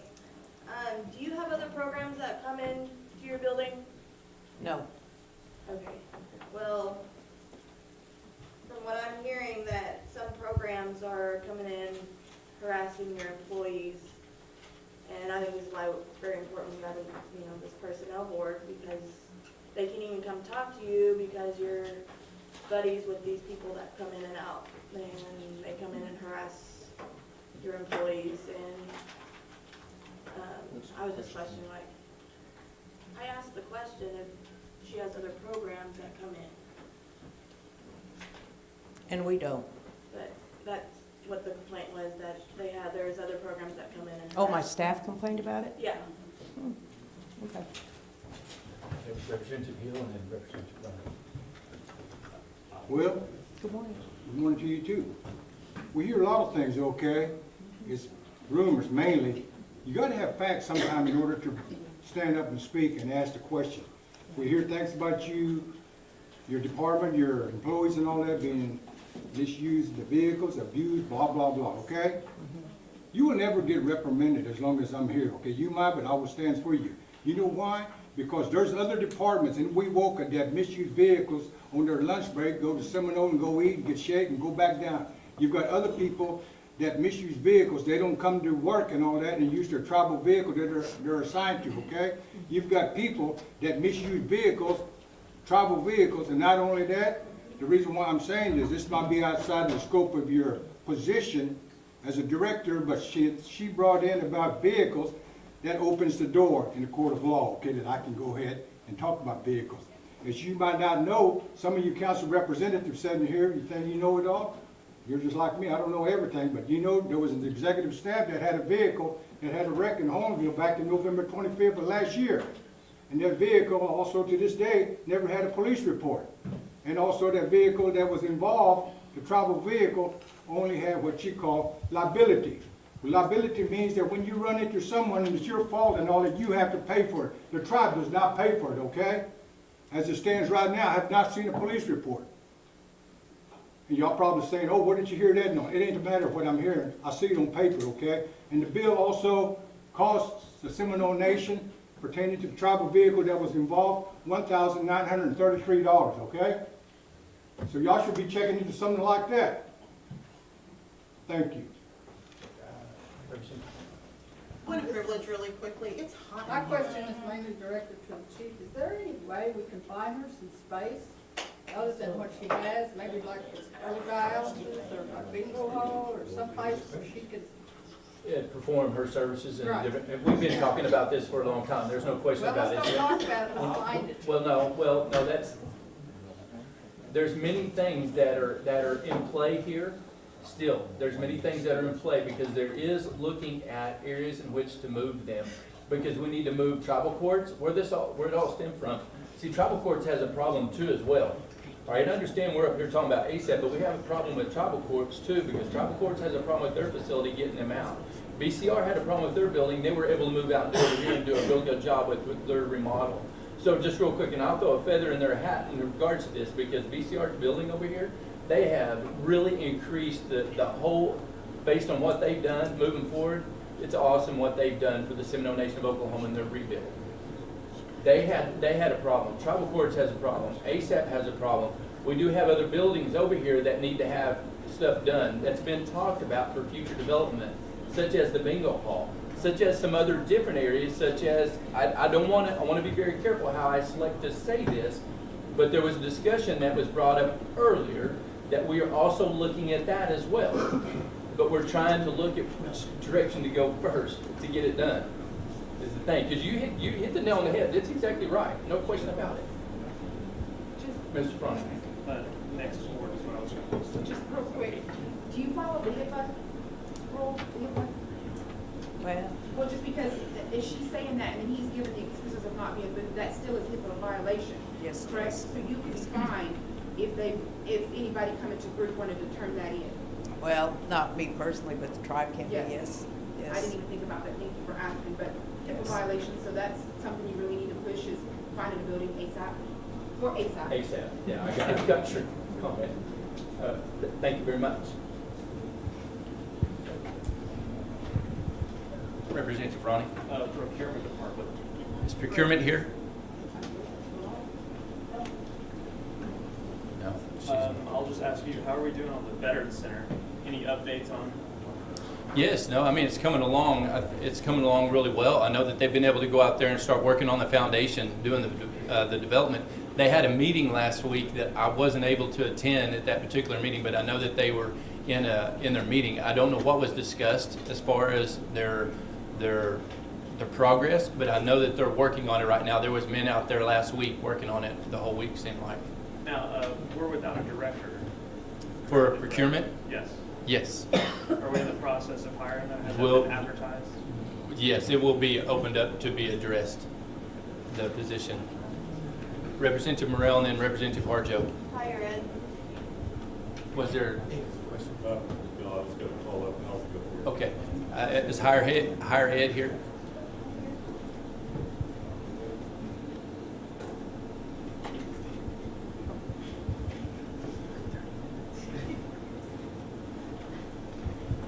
I'm Claire, higher ed director. How can I help you?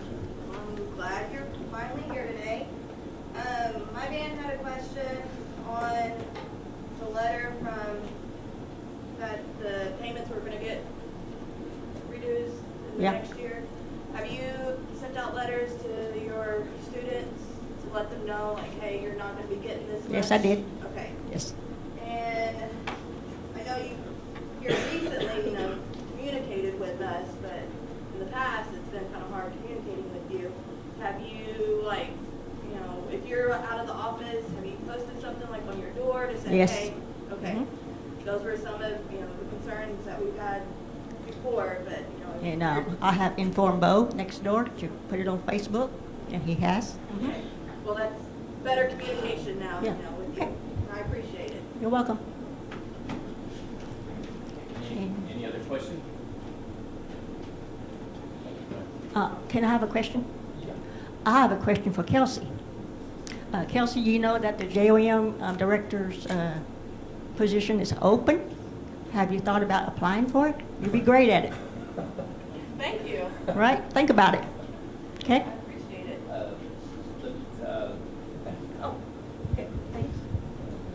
No, Representative Hart. Yeah, Housing Authority. Housing Authority, please.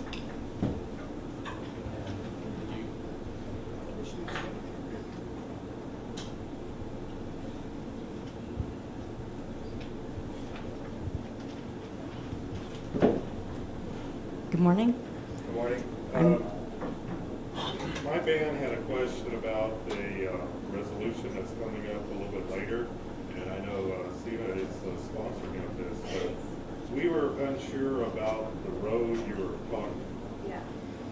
Okay. Explain that. Sure, absolutely. We applied for a grant last year, and some of the points we did not get because we didn't have a resolution. And so in anticipating that grant coming out again in the next few months, we're applying for that. And the road is for 80 acres that we have on the Varnum Road, where our Rolling Meadows property is now. It's on the east end of that road, closer to Highway 99, adjacent to where the winery is. We have 80 acres there, and we have started the infrastructure work on that property, and we're able to build, I think it's 63 houses or an apartment unit and houses on that property.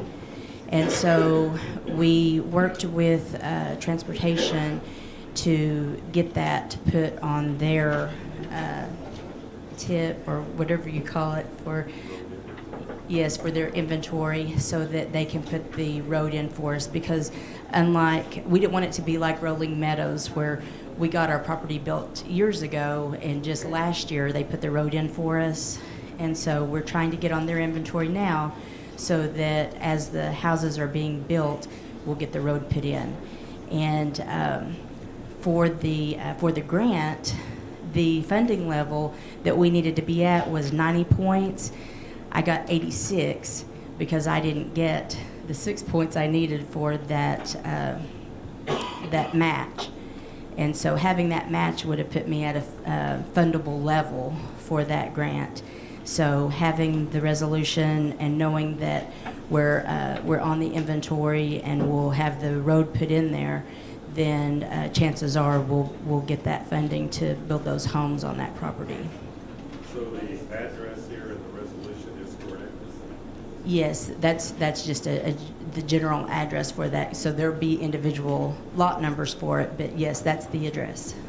And another question is not related to the road, but I still have a family member that's complaining about the repairs that were done to her house after a tree fell on her house. Yes. Has In there comment? been any follow-up to that? She's still complaining about it. Well, the last meeting, whenever you mentioned that, I followed up on that, and I thought that had been resolved. So I know that we received the insurance information and that her roof was repaired and that she had gotten what she needed, but I will follow up on that again. Yeah, follow up because she called me this morning. Okay. She's still complaining. Okay, I sure will. That's all I have. Okay. That road that he was talking about, was that Muskogee Development Road? No. Is that what it's listed as? No, there is on another resolution, there is the road improvement. No, we didn't know, we just didn't know where Muskogee Road was, so. Muskogee Development Road, where is that tree? That's for the Okay. tip. Okay, no, this is different. Yeah. No. She's asking about something else. Okay. Okay. That's what I'm trying to find out. We're not there yet. Sure. Okay.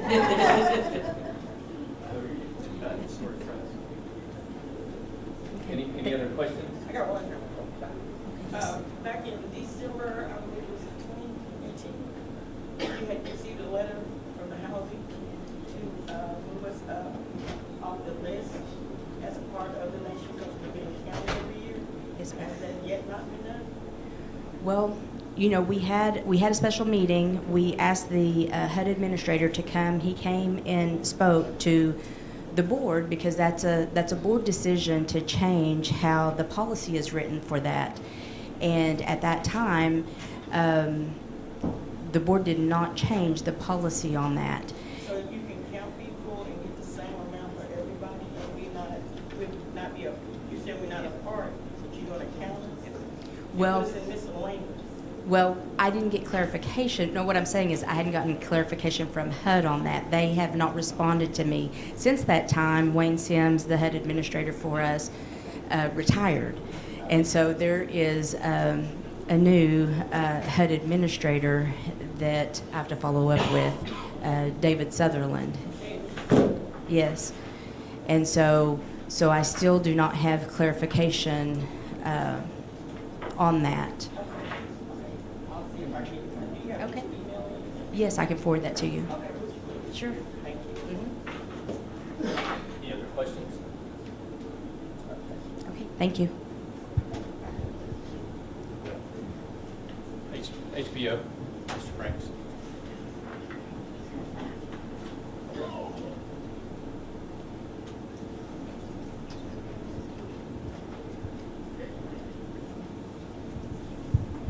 My name is David Frank with the Historical Preservation Officer, newly appointed director there.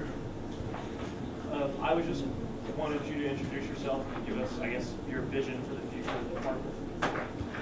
Well, what I'd like to do is focus more on actually preserving history and culture. It seems like the department now is we're swamped with what we call 106 reviews. So that's whenever they find artifacts or human remains, and that's really takes the majority of my day. They come from 8 states that we cover, where we have ties to. So I'd like to be able to recruit a little bit of help. We've got a new employee coming in pretty soon, and that should give us some relief.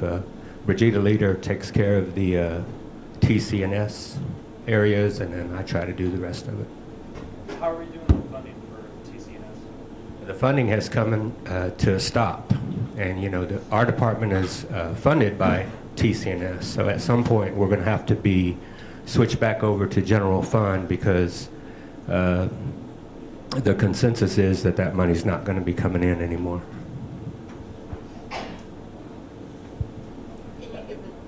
Representative Boyd. If you're saying that you anticipate having to go back into the general fund when the money runs out, are there specific grants for historic preservation that you could look into before a resort of going into general funds? Yeah, there are grants, but it's not going to be enough to cover our budget. But it could offset the budget. Yes, it could probably offset one person's salary. Well, you would consider looking into that? Yeah, we're working on it now. Thank you. So are you the guy that keeps sending out all of this historical stuff on Facebook? Yeah, I've been doing that. Okay, well, good. Yeah. Because All right. It's not a bad thing, I just enjoy reading it. Thank you.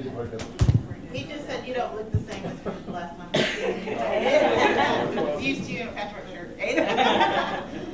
Can you expound on why the DCNS funding is going to stop, just because there's going to be a question later, and I'm just anticipating that?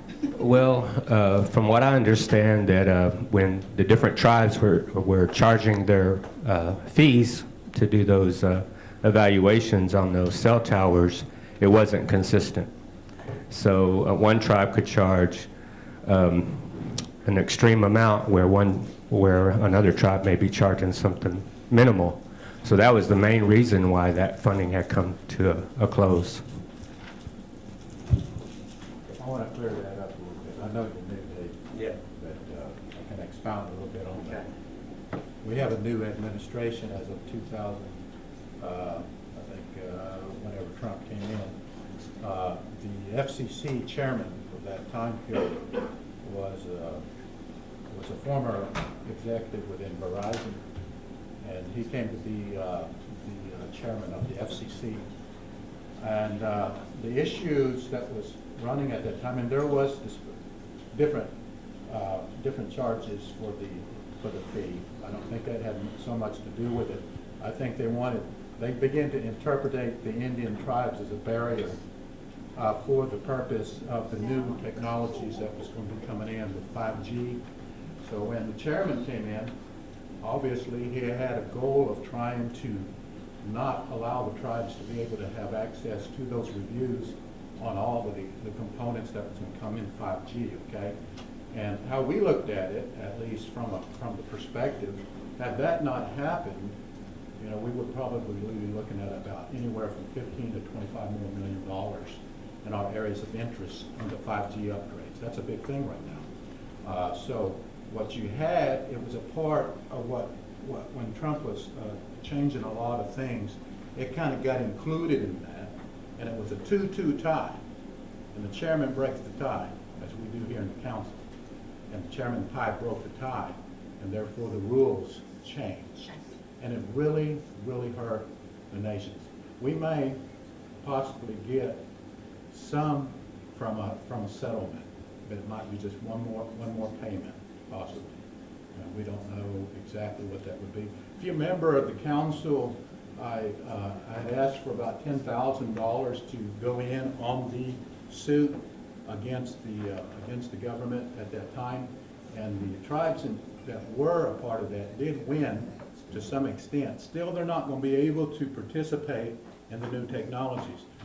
On some of the other ones, if we put those in, they changed the whole rule. It used to be you could get your fee prior to. Now you have to complete a lot of things, and they don't give you enough time to do that. Really, they really don't give you enough time. So it's really, in my opinion, it was set up to eventually push the Native nations out of it. But that's pretty close to what it was. Okay. So I remember. I don't have anything for you. I'd like to make a motion that we excuse all of the other committees and directors, that we take a lunch break, and we come back at 1:30. So I ask for a recess. After, let's address Kelsey Morrell, and then we'll go, if there's no objections, we'll go into recess. Head Start, early Head Start. Thank you. Well, I thought she was dead. Yeah. Head Start, early Head Start. You only get 2 questions today, right? Communications.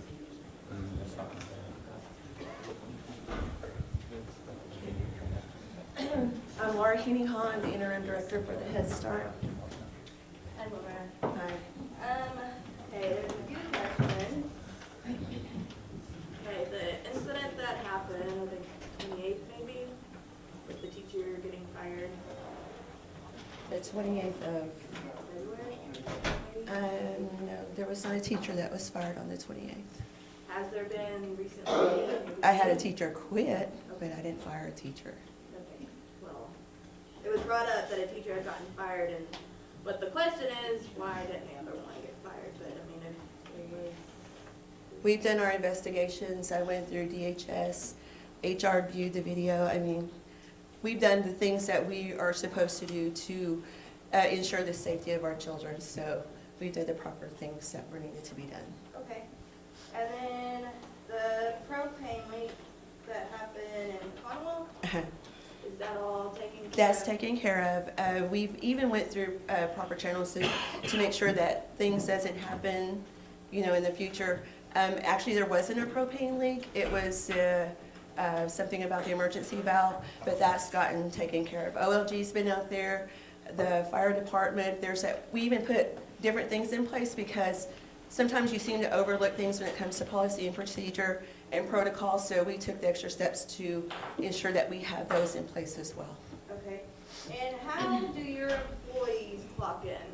At Conowal? Or all your facilities? The Barking Water Center and both the mission centers, they are able to use the time clock, but not at the Conowal Center.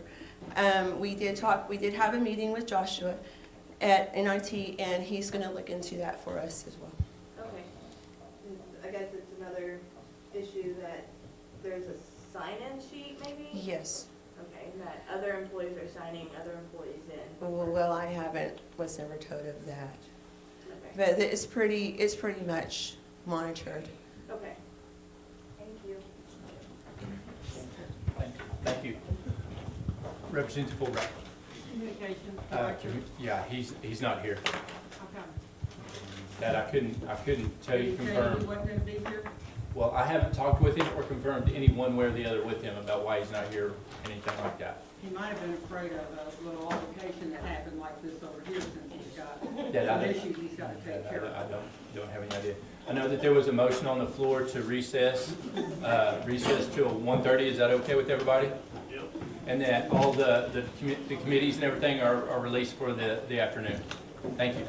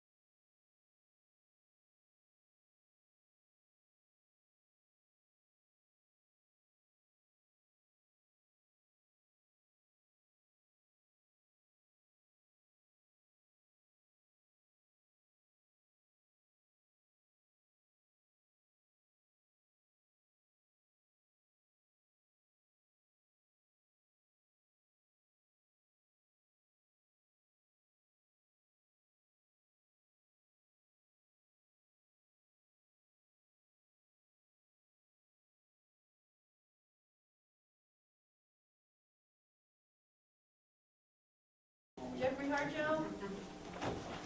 Timothy Hooper. Kelly Davis. Here. Anita Lena. Here. Patricia Kishkatan. Here. Karen Fulbright. Gina Tiger. Christina Yesler.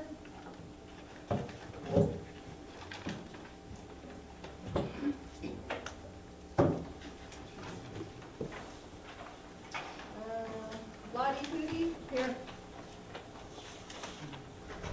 Marilyn Moore. Here. Abraham Marani. Susie Harjo. Natalie Harjo. Present. Gregory Botow. Here. Catherine McCoy. Here. Charlie Hill. Here. Benny Harjo. Benny. Oh. Kelsey Morrell. Regina Langford. Here. William Williams. Here.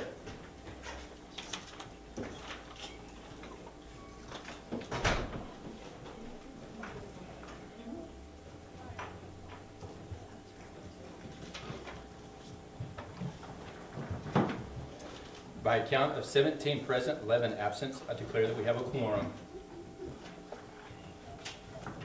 We'll go into new business. Our first order of business is Tribal Ordinance 2020-01. Ms. Langford?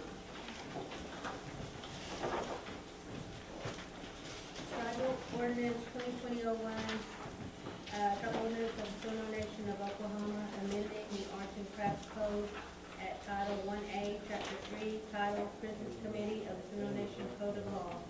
Is there a second? I second. Call for question.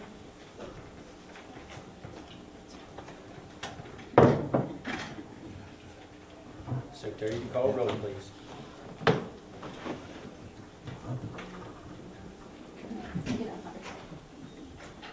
John Narcome. Yes. Rena Tiger. Yes. Sylvia Davis. Patrick Thomas. Yes. Raimundo Gomez. Yes. Kelly Davis. Yes. Anita Lena. Yes. Patricia Kishkatan. Yes.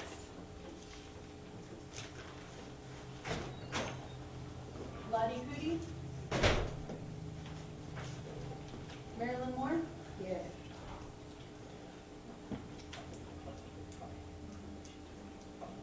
Natalie Harjo. Yes. Gregory Botow. Yes. Catherine McCoy. Yes. Charlie Hill. Yes. Benny Harjo. No. Kelsey Morrell. No. Regina Langford. Yes. William Williams. Yes.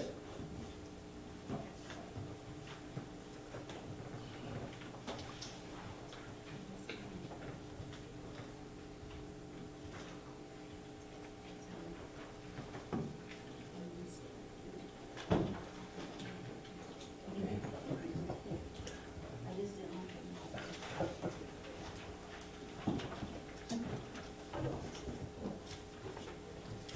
By a count of 15 yes, 2 no's, 0 abstentions, I declare that measure to have passed. I notice that the next order of business is Tribal Ordinance 2020-02. I know that Ms. Fulbright has not taken her seat at this time. Would there be any objection from the council if I move that to the end, just in case if she does show up, that we can address that later on in the order? Okay.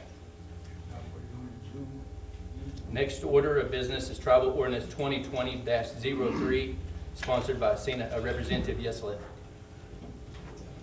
Tribal Resolution 2020-03, a tribal ordinance of the Seminole Nation of Oklahoma, amending the Economic Development Code at Title 8, Chapter 2, entitled Seminole Nation Gaming Enterprise.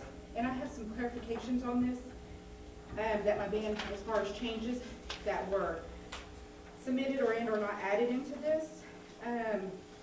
We or want to take Sindoc as ex officio and change it from 3 members to 2 members with 5 years gaming experience if they have a degree, and 10 years experience of gaming if they don't.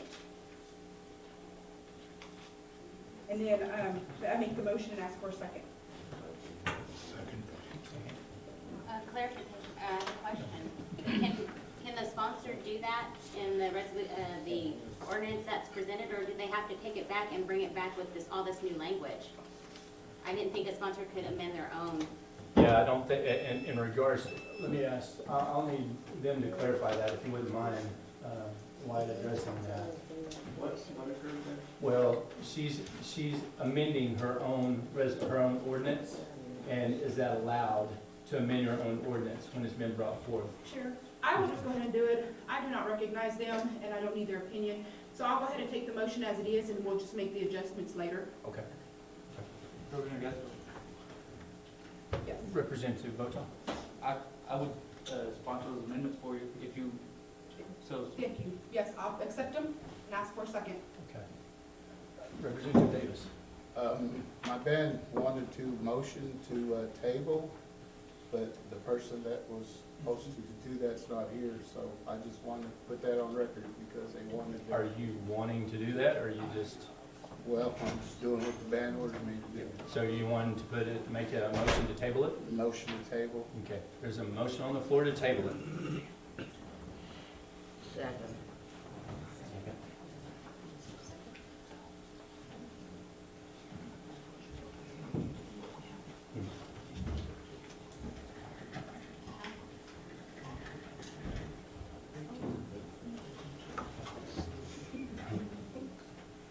Secretary, you call roll, please. Don Arcady? No. Rena Tiger? No. Sylvia Davis? Patrick Thomas? Yes. Remudo Gomez? This is for 2020-3, right? Yes. Yes, to But table. it's a motion to table. To table.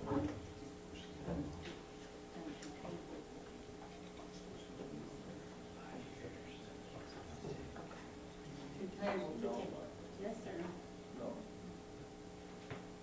Jeffrey Harjo? No. Kelly Davis? Yes. Anita Lena? No. Patricia Kishkaton? No.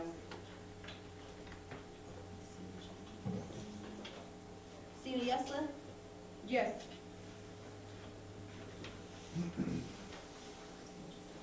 Lottie Cootie? No. Marilyn Moore? No. Natalie Harjo? No. Gregory Botoff? No. Catherine McCoy? Abstain. Charlie Hill? Abstain. Fanning Harjo? No. Kelsey Morrell? No. Regina Langford? No. William Williams? No.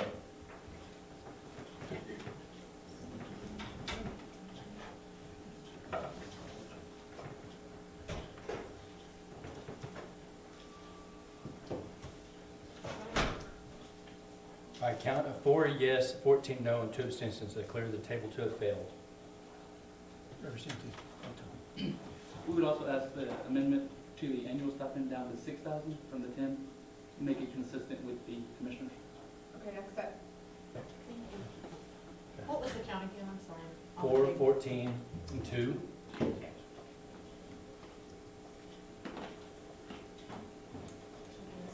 Now we're going back to the original one with the amendment. She accepted the amendments from Boton. Call for question.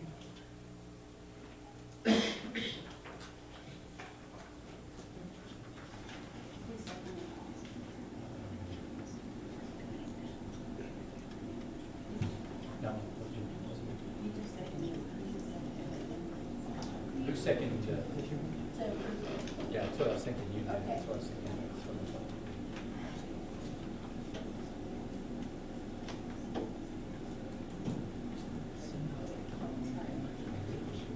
Chair, can you Yes. read the amendments again that are, In the back. It is, striking also, not just executive, but as Sindoc as ex officio off the, and then, What of part, the, real quick, what part of that, of the bill are you talking about on there? I think it's section 203, what I put there. Oh, that's pretty.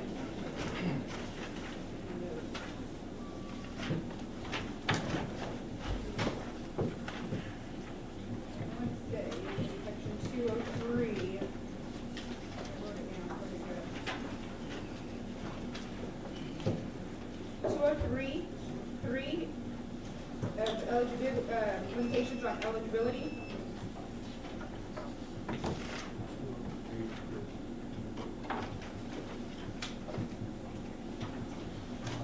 It has, Limitation, is it yeah, chief and assistant chief and CEO of Sindoc shall be eligible to serve on the board, but only in an ex officio capacity. I would just like to leave that as chief and assistant chief.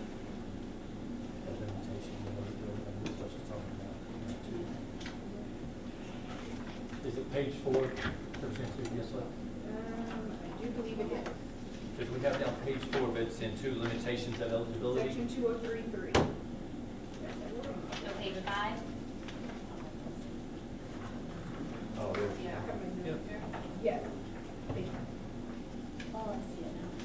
What is it? Page 5. Page 5. You wanting to strike what now? Sindoc. Just chief and assistant chief as ex officios. Okay. And take out CEO of Sindoc? Yes. Okay. And of the 3 members, we'd like 2 of them to be tribal members. That if they have degrees of, you know, the bachelor's and associates, that they have 5 years of gaming experience. And if they do not have gaming, if they do not have degrees, 10 years of gaming experience.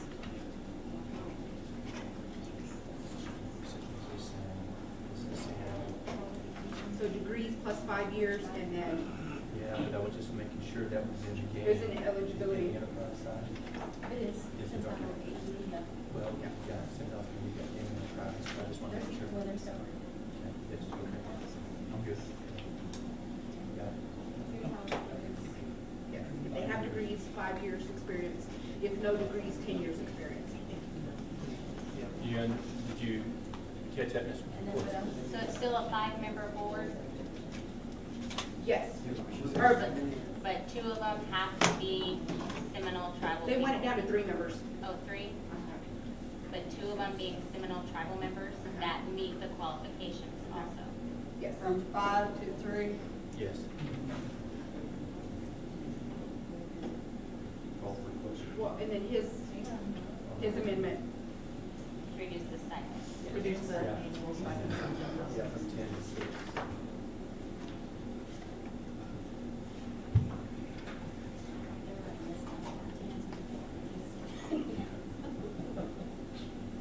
Yeah, the stipends. Okay. Question's been called for.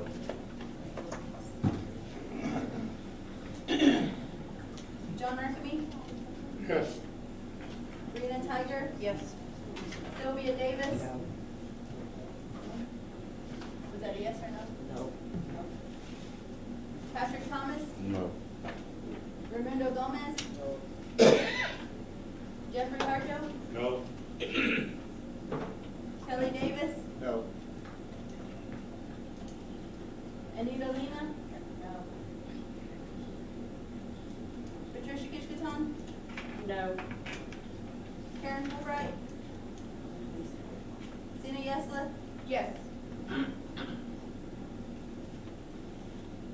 Lottie Pudi. No. Marilyn Moore. No. Natalie Harjo, Yes. Gregory Botoff, Yes. Catherine McCoy, No. Charlie Hill, No. Fanny Harjo, Yes. Kelsey Morrell, Yes. Regina Langford. No. William Williams, No.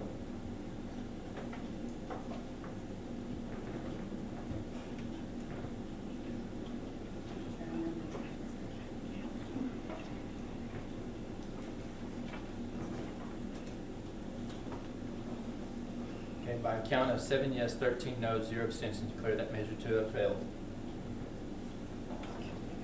Next order of business is TO 2020-04, Representative Votaw.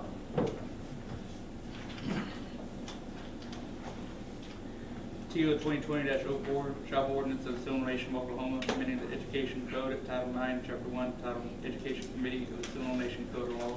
Ask for a second. Second. Any discussion? Oh, yes. There were provisions within this resolution, or within this ordinance, to have additional members that have specialized training and or experience. And it limits the quorum to be 4. But if none of these specialized members attend the meeting, then you have 4 members at large that have no specialized training. So my suggestion to Representative Votaw was to not only require a quorum of 4, but that one of those in attendance has to be among the members that's either employed as an educator or has the specialized training in early development. And I ask for that acceptance. Accept. Okay.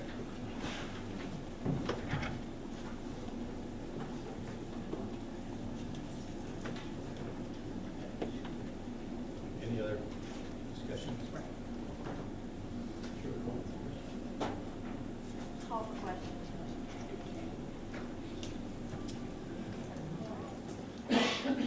John Archie, Yes. Rena Tiger, Yes. Sylvia Davis, Yes. Patrick Thomas, Yes. Raimundo Gomez, No. Jeffrey Harjo, No. Kelly Davis, No. Anita Lena, Yes. Patricia Kishkaton, Yes.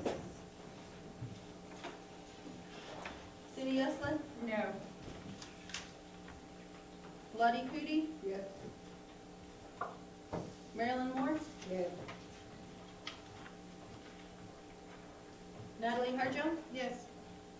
Gregory Botow, Yes. Catherine McCoy, Yes. Charlie Hill, Yes. Benny Harjo, No.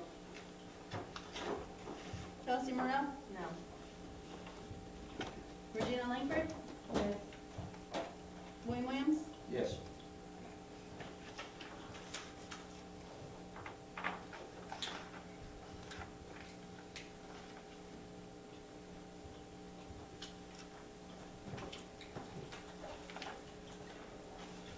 By count of 14 yes, 6 no, 0 abstentions, declare that measure to have passed. Next order of business is TO 2020-05, Representative Votaw. I'd like to withdraw this one at this time, sir. Okay.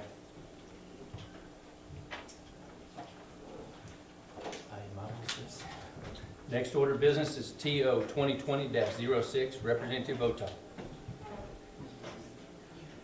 Travel Ordinance of the Seminole Nation of Oklahoma, amending the Employment Relations Code of Title 11, Chapter 2, titled Personnel Board, to vest the duties of the Seminole Nation Employment Rights Commission at Title 11A, titled Nation Employment Rights Act, and the Seminole Nation Administrative Appeals Board, Title 16, Chapter 7, titled Seminole Nation Administrative Appeals Board to the Employment Relations Board. Chair, before we get the second, I just also wanted to recognize that the band also noticed that we wanted to strike the appeals portion of this, and since the sponsor is right next to me and he can't do it, I would like to sponsor that amendment, and it's to amend the strike appeals portion of this particular, Mm-hmm. and Yeah. I'm trying to clarify the line item, or the line of it. Just everything with the appeals. So Strike the if there's, appeals portion. if there's no objection, and I do second the motion with this friendly amendment, Just clarification. Strike So here's the- appeals. The administrative, including the administrative appeals portion in it? Exclude the administrative appeals Yes. board from this. Yes, sir. Okay. yes. So it'd be Taro and personnel board. Okay. Only. Yes, sir. Yes. Okay. Representative Williams. I'd like to ask for this to be tabled, make a motion to table it, because we were told this was gonna be withdrawn, so our band didn't have any input on it. Second. Second.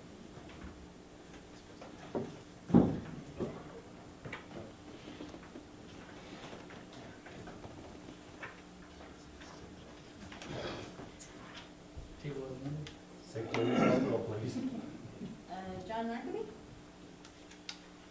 To table. No. Rena Tiger?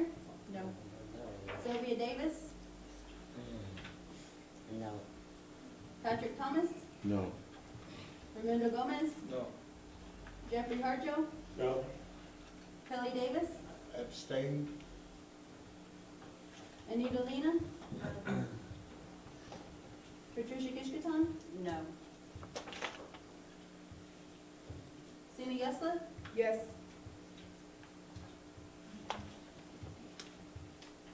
Natalie Harjo? No. Gregory Botel? No. Catherine McCoy? Abstain. Charlie Hill? Abstain. Fanny Harjo? No. Kelsey Morrell? No. Regina Langford? Yes. William Williams? Yes.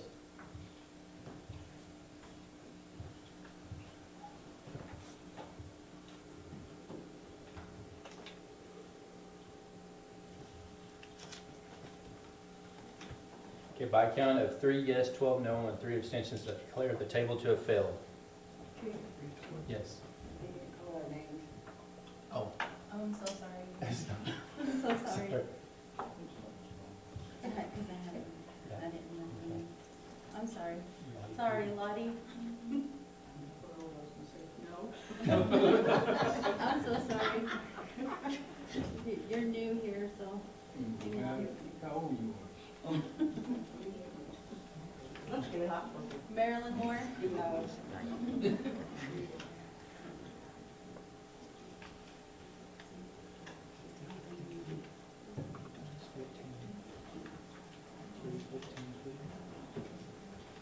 So sorry. Okay. By a count of 3 yes, 14 no, and 3 abstentions, I declare the table to have failed.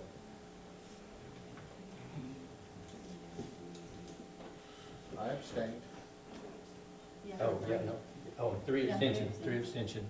3, 14, 3. Call the question.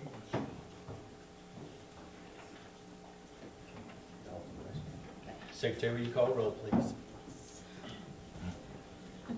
John Narcome? No. Rena Tiger? No. Sylvia Davis? No. Patrick Thomas? No. Raimundo Gomez? Yes. Jeffrey Harjo? Yes. Kelly Davis? Abstain? Anita Lena? Yes. Patricia Kishkaton? Yes. Sina Yesla? No. Lottie Moody? Yes. Marilyn Moore? Yes. Natalie Harjo? Yes. Gregory Botaw? Yes. Catherine McCoy? Abstain. Charlie Hill? Abstain. Fanny Harjo? No. Kelsey Morrell? No. Regina Langford? No. William Williams? No.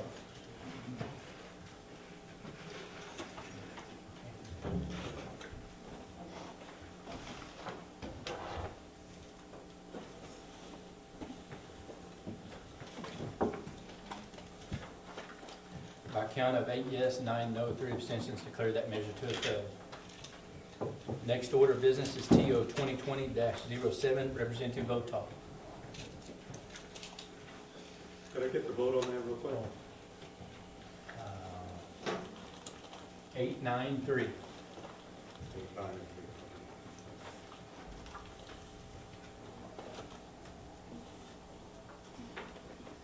TO 2020-07, Tribal Ordinance of the Seminole Nation of Oklahoma, amending the General Council Code at Title 16, Chapter 5, titled Stipend Payments, and Chapter 6, titled Confirmation of Committee Appointments of the Seminole Nation Code of Law. Ask for a second. Second. Discussion. My band had asked for some amendments to do council stipend for no pay for the rest of this term, and that committee be reduced to mileage only.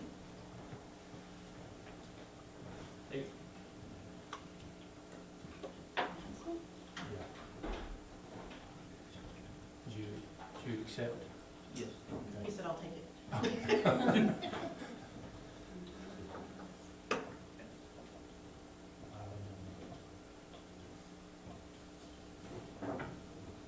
Call for question. Question been called for. Secretary, you call roll. Anthony Conley? No. John Narcome? No. Rena Tiger? No. Sylvia Davis? Patrick Thomas? No. Raimundo Gomez? Yes. Jeffrey Harjo? Yes. Kelly Davis? No. Anita Lena? Yes. Patricia Hishkaton? Yes. Cindy Esla? Yes. Lottie Cootie? Yes. Marilyn Moore? Yes.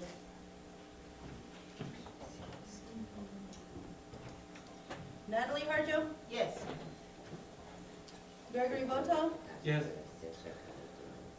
Catherine McCoy? Yes. Charlie Hill? Yes. Fanny Harjo? Yes. Kelsey Morrell? Yes. Regina Langford? Yes. William Williams?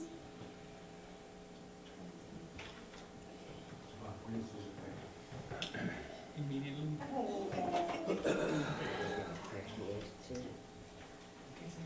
By a count of 14 yes, 6 no, 0 abstentions, I declare that measure to have passed. Just a point of clarification on this now. So council, those stipends, committees, mileage only. So does that apply to like the BCR and the housing authority? Because I know those two entities or those two committees, they get a stipend plus mileage. So we're saying now they only get mileage. And then what about our gaming commissioners? You know, they've got a set salary. Does that affect them? Or are you only giving them mileage? Isn't gaming separate entities altogether? It'll be separate. What about your housing authority? Separate. Yeah, they're separate. They're all separate entities. But we That can should be always come fair back. for everybody. We We'll can bring always it come back. back and bring it back and do Let's that bring for it back everybody into else. kind of. Yeah, it needs to be across the board. That's how you want to do it. Let's do it. We're on a different. Yeah. This next order of business, Representative Ferrani is not in his seat. Again, we can pull that down into the order, and maybe he'll take his seat and we can address it then. Next order of business is TO 2020-09, Representative Votak. At this time, we're withdrawn, sir.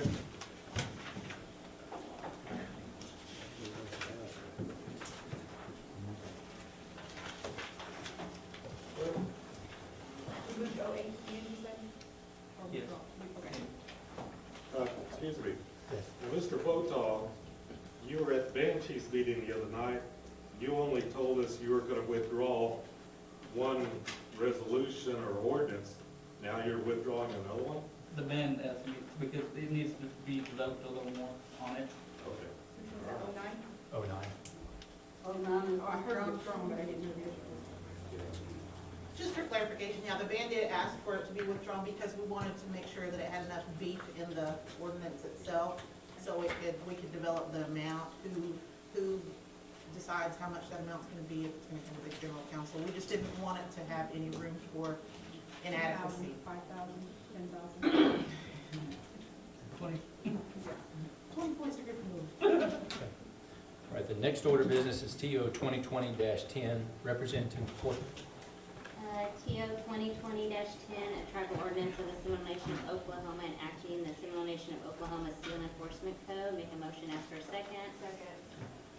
Call this question.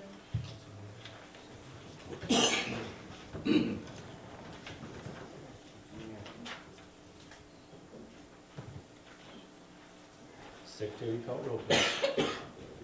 Anthony Conley, No. John Archibald, No. Sabrina Tiger, No. Sylvia Davis, No. Patrick Thomas, No. Raimundo Gomez, Yes. Jeffrey Harjo, Yes. Kelly Davis, Yes. Anita Lina, Yes. Patricia Kishkaton, Yes.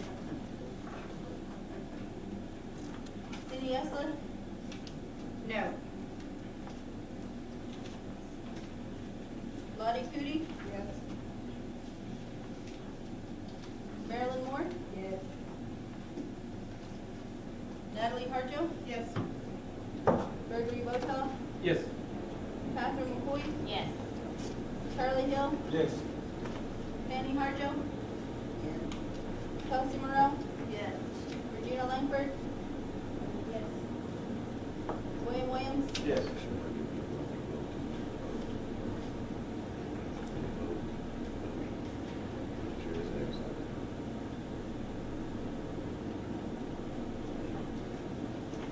By count of 15 yes, 6 no, 0 abstentions, declare that measure to have passed.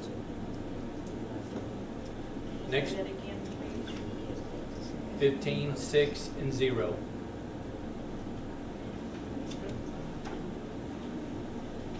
Next order of business is TR 2020-01. Representative Harjo.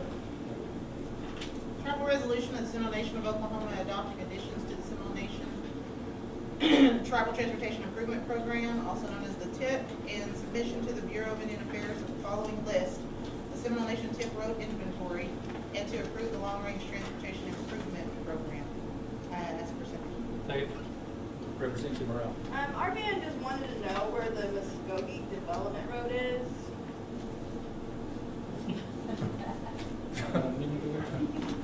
Is that how I have? I didn't hear that. Can I see it? The Muskogee Development Road.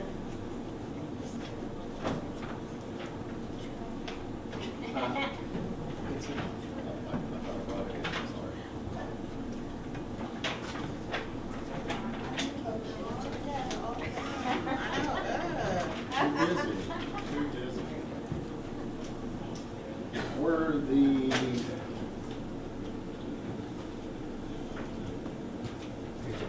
oh, it doesn't have our, huh.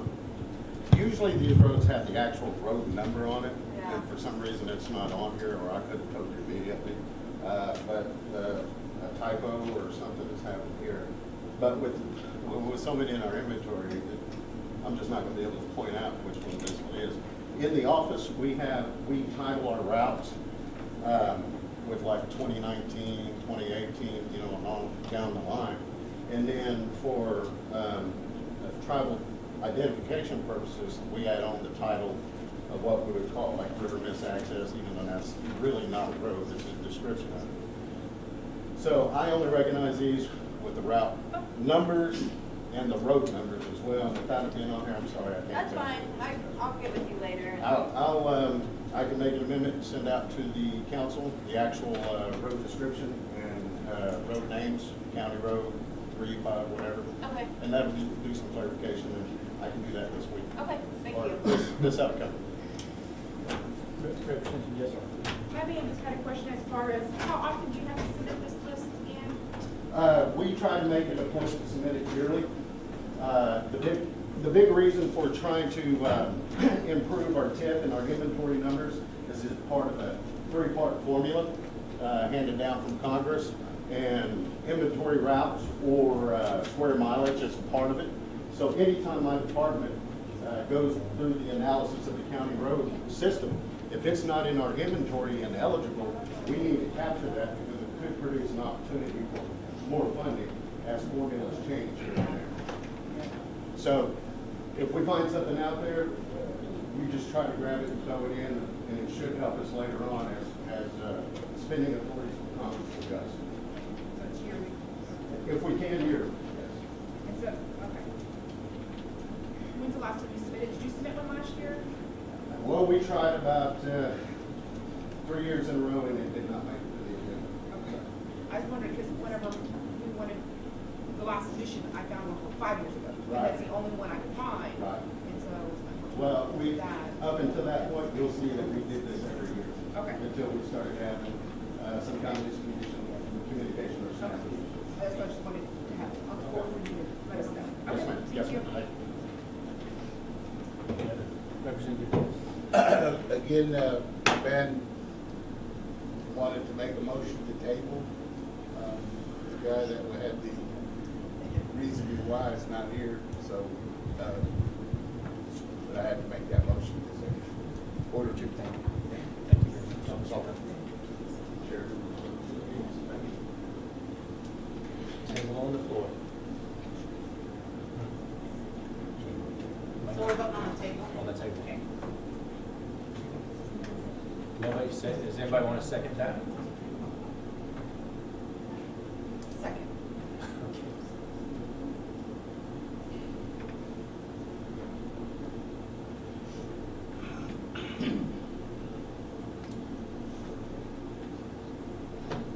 Secretary, call roll. Anthony Conley? John Arthamy? No. Rena Tiger? No. Sylvia Davis? Patrick Thomas? No. Raimundo Gomez? No. Jeffrey Harjo? No. Kelly Davis? Yes. Anita Lena? No. Patricia Kishkaton? No. Cindy Esla? Yes. Lottie Cootie? No. Marilyn Moore? No. Natalie Harjo? No. Gregory Botoff? No. Catherine McCoy? Yes. Charlie Hill? Fanny Harjo? No. Kelsey Morrell? No. Regina Langford? No. William Williams? No.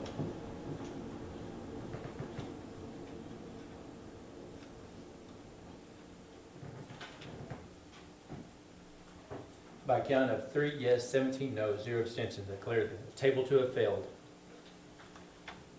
Call for question. Secretary, you call roll, please. Anthony Conley? John Archibald? Yes. Rena Tiger? Yes. Sylvia Davis? Patrick Thomas? No. Raimundo Gomez? Yes. Jeffrey Harjo? Yes. Kelly Davis? No. Anita Lena? Yes. Patricia Kishkaton? Yes. Cindy Esla? No. Lottie Cootie? Yes. Marilyn Moore? Yes. Natalie Harjo? Yes. Gregory Botoff? Yes. Catherine McCoy? Yes. Charlie Hill? Fanny Harjo? Yes. Kelsey Morrell? Yes. Regina Langford? Yes. William Williams? Yes.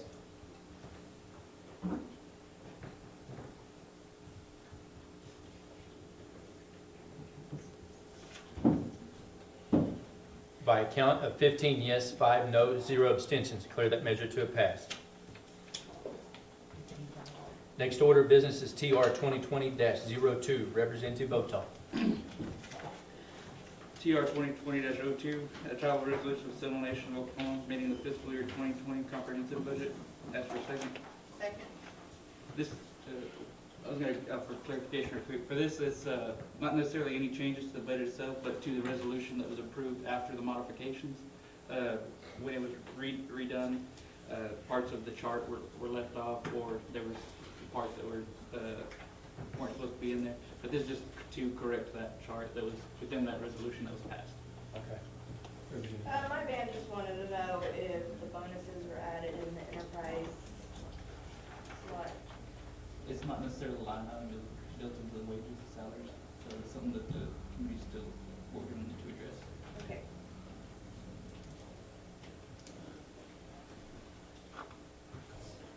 Call for question? Secretary, you call roll, please. Anthony Conley? No. John Arcamy? Yes. Rena Tiger? Yes. Sylvia Davis? No. Patrick Thomas? No. Raimundo Gomez? Yes. Jeffrey Harjo? Yes. Kelly Davis? Yes. Anita Lena? Yes. Patricia Kishkaton? Yes. Sina Yesla? No. Lottie Cootie? Yes. Marilyn Moore? Yes. Natalie Harjo? Yes. Gregory Botoff? Yes. Catherine McCoy? Yes. Fanny Harjo? No. Kelsey Morrell? No. Regina Langford? Yes. William Williams? Yes.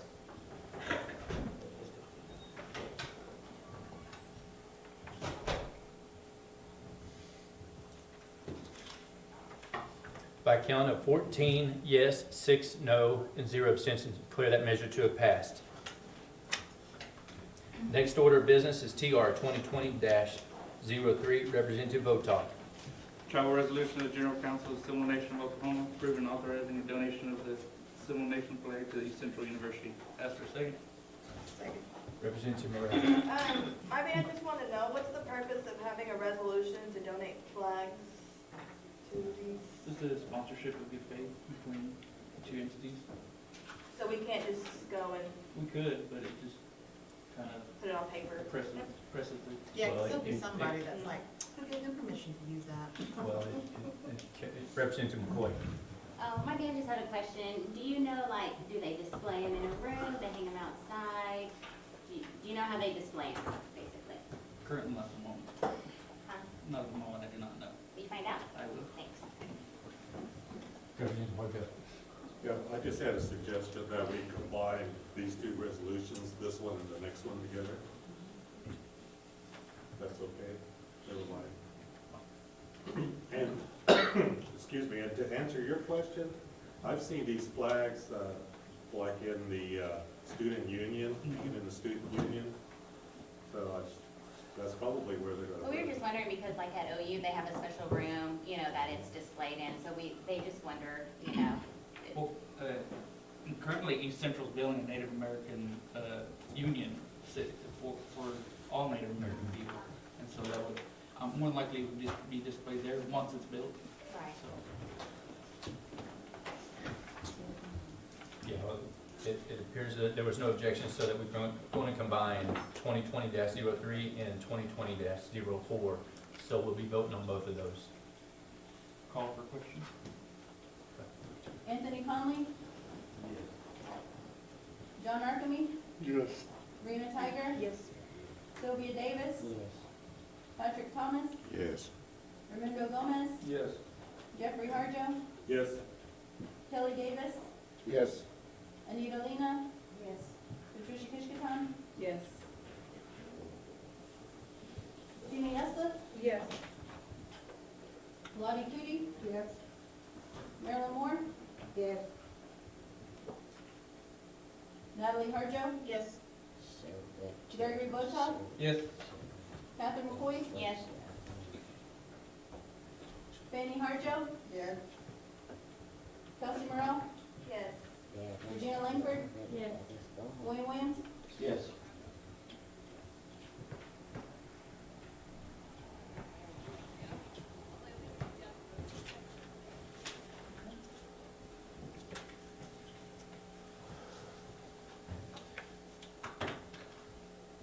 We have a vote of 20 yes, 0 no, and 0 abstentions for TR 2020-03 and TR 2020-04.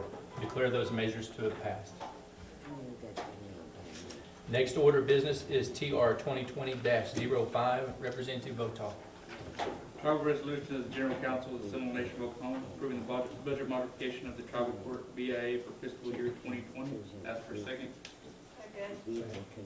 This, for any clarification, this is a one-time grant that was, most of the line items were dictated by BIA.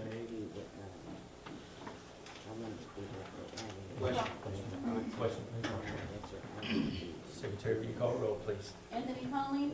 Yes. John Markamy? Yes. Rena Tiger? Yes. Sylvia Davis? Yes. Patrick Thomas? Yes. Raimundo Gomez? Yes. Jeffrey Harjo? Yes. Kelly Davis? Yes. Patricia Kishkaton? Yes. Anita Lena? Yes.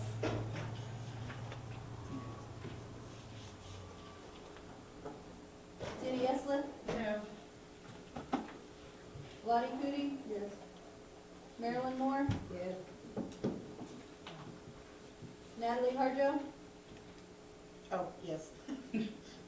Gregory Botow? Yes. Catherine McCoy? Yes. Fanny Harjo? Oh, did you say no? Yes. Oh, I'm sorry. Kelsey Morrell? Yes. Regina Langford? Yes. William Williams? Yes.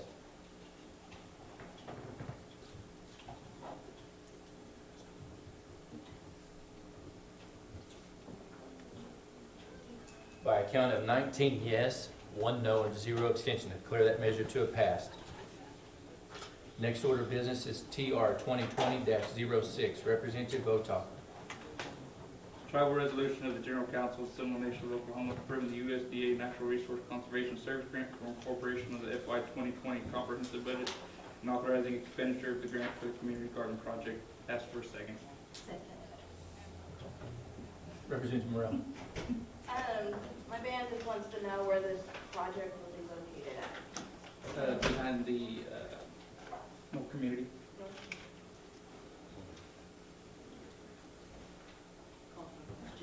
Questions? Anthony Conley? John Archamy? Yes. Rena Tiger? Yes. Sylvia Davis? Patrick Thomas? Yes. Raimundo Gomez? Yes. Jeffrey Harjo? Yes. Kelly Davis? Yes. Anita Lena? Yes. Patricia Kishkaton? Yes. Cindy Eslith? No. Lottie Cootie? Yes.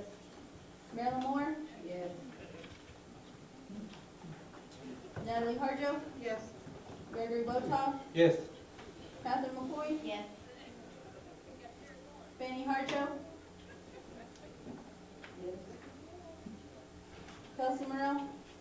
Yes. Regina Langford? Yes. William Williams? Yes.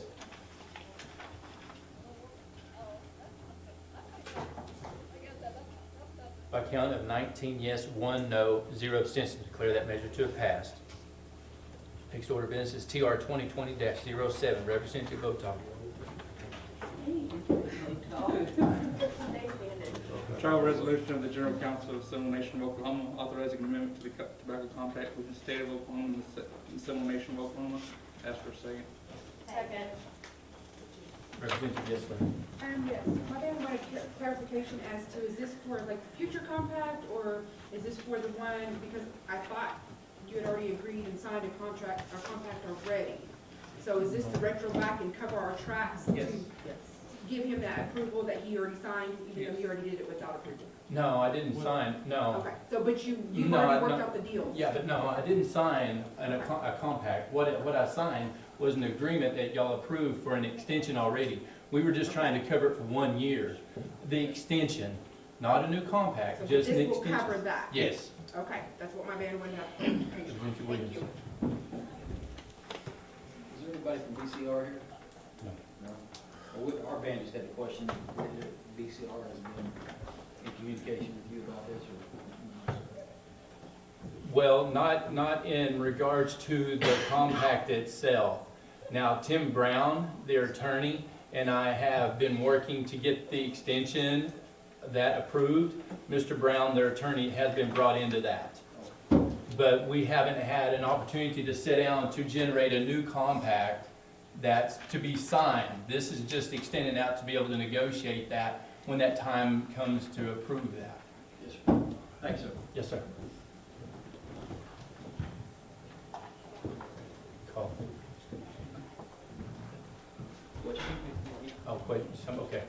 Secretary call roll. Anthony Conley, Yeah. John Archibald, Yes. Rena Tiger, Yes. Sylvia Davis, Patrick Thomas, Yes. Raimundo Gomez, Yes. Jeffrey Harjo, Yes. Kelly Davis, Yes.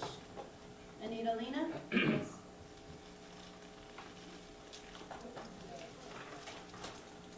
Tina Yesla, No. Lottie Cootie, Yes. Marilyn Moore, Yes. Natalie Harjo, Yes. Gregory Botoff, Yes. Catherine McCoy, Yes. Charlie Hill, Yes. Fanny Harjo, No. Regina Langford, Yes. Wayne Williams, Yes.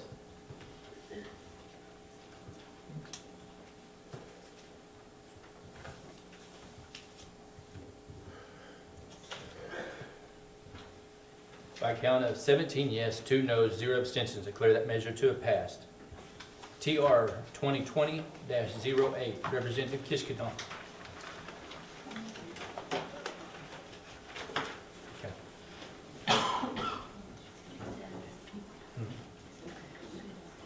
TR 2020-08, sponsored by, a tribal resolution of the General Council of the Seminole Nation of Oklahoma, reappointing Perry Robertson to serve as District Court Judge on the Seminole Nation of Oklahoma Tribal Court. Can I get a second? second. Call for question. Secretary, you call roll, please. Anthony Conley, Yes.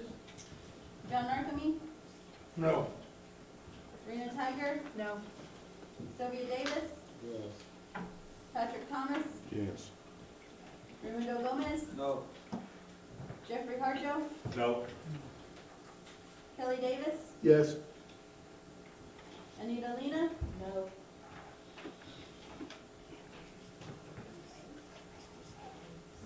Tina Yesla, No. Lottie Cootie. What's that? No. Marilyn Moore, No. Natalie Harjo, No. Gregory Botoff, No. Catherine McCoy, Nope. Charlie Hill, No. Fanny Harjo, No. Kelsey Morrell, Regina Langford, Yes. William Williams, Yes.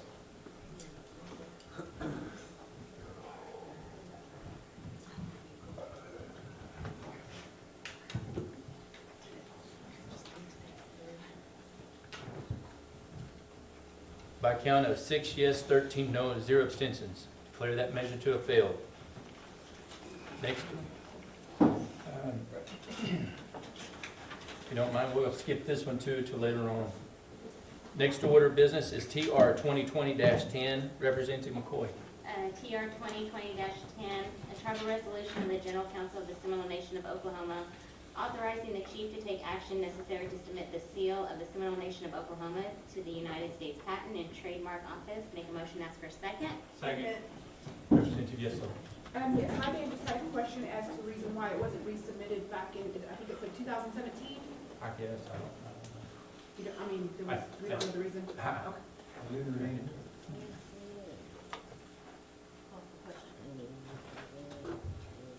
Anthony Conley, Yeah. John Archibald, Yes. Rena Tiger, Yes. Sylvia Davis, Yes. Patrick Thomas, Yes. Raimundo Gomez, Yes. Jeffrey Harjo, Yes. Kelly Davis, Yes. Anita Lena, Yes. Patricia Kushkison, Yes. Cindy Esler, No. Lottie Cootie, Yes. Marilyn Moore, Yes. Natalie Harjo, Yes. Gregory Botoff, Yes. Catherine McCoy, Yes. Charlie Hill, Yes. Fanning Harjo, Kelsey Morrell, Yes. Regina Langford, Yes. William Williams, Yes.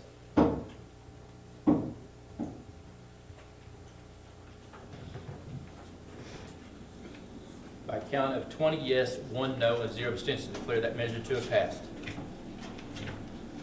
Chair, Yes. I guess I need to bring this to light, the TR 2020-09, since the sponsor isn't here, but it's a tribal resolution of the Seminole Nation of Oklahoma authorizing signatures for the Indian Self-Determination and Education Assistance Act contract for the CDIB program, and it's to replace the names. I think Chief Harjo's name is still on there. Do you want to sponsor that? I mean, would you like? I'll sponsor that. It needs to be done. Yeah, we can go ahead and go back to that if you care, if you don't mind sponsoring it. I'll sponsor that. Second. Second. Question? Question? Okay. Secretary, you call roll, please. Anthony Conley, John Archibald, Yes. Rena Tiger. Yes. Sylvia Davis. Patrick Thomas. Yes. Raimundo Gomez. Yes. Jeffrey Harjo. Yes. Kelly Davis. Yes. Anita Lena. Yes. Patricia Kushkison. Yes. Cindy Esla. No. Lottie Cootie. Yes. Marilyn Moore. Natalie Harjo. Yes. Gregory Botoff. Yes. Catherine McCoy. Yes. Charlie Hill. Yes. Fanning Harjo. Kelsey Morrell. Yes. Regina Langford. Yes. William Williams. Yes.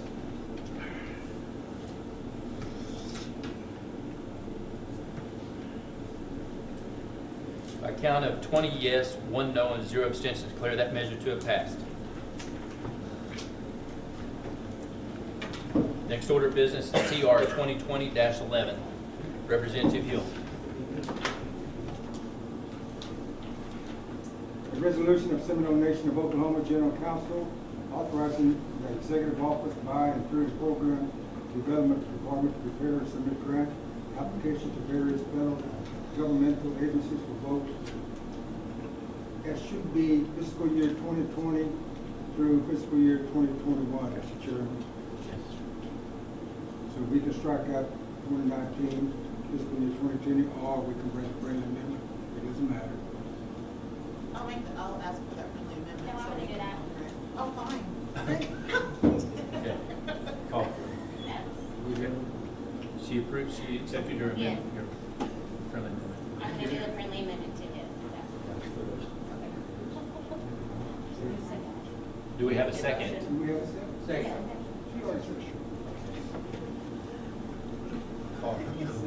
Call for the question. Okay, question's been called for. Secretary, call roll, please. Anthony Conley. John Archibald. Yes. Rena Tiger. Yes. Sylvia Davis. Sylvia Davis. No. Patrick Thomas. No. Raimundo Gomez. Yes. Jeffrey Harjo. Yes. Kelly Davis. No. Anita Lena. Yes. Patricia Kushkison. Yes. Cindy Esla. No. Lottie Cootie. Yes. Marilyn Moore. Yes. Natalie Harjo. Yes. Gregory Botoff. Yes. Catherine McCoy. Yes. Charlie Hill. Yes. Fanning Harjo. Yes. Kelsey Morrell, Yes. Regina Langford, Yes. William Williams, Yes.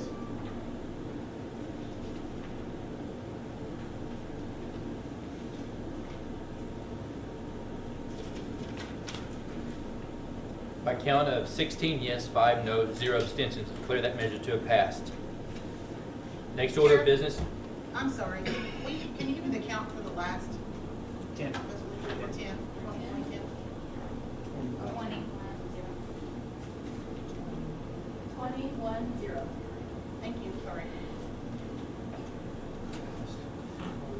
next order of business is TR 2020-12, Representative Yesler. Okay.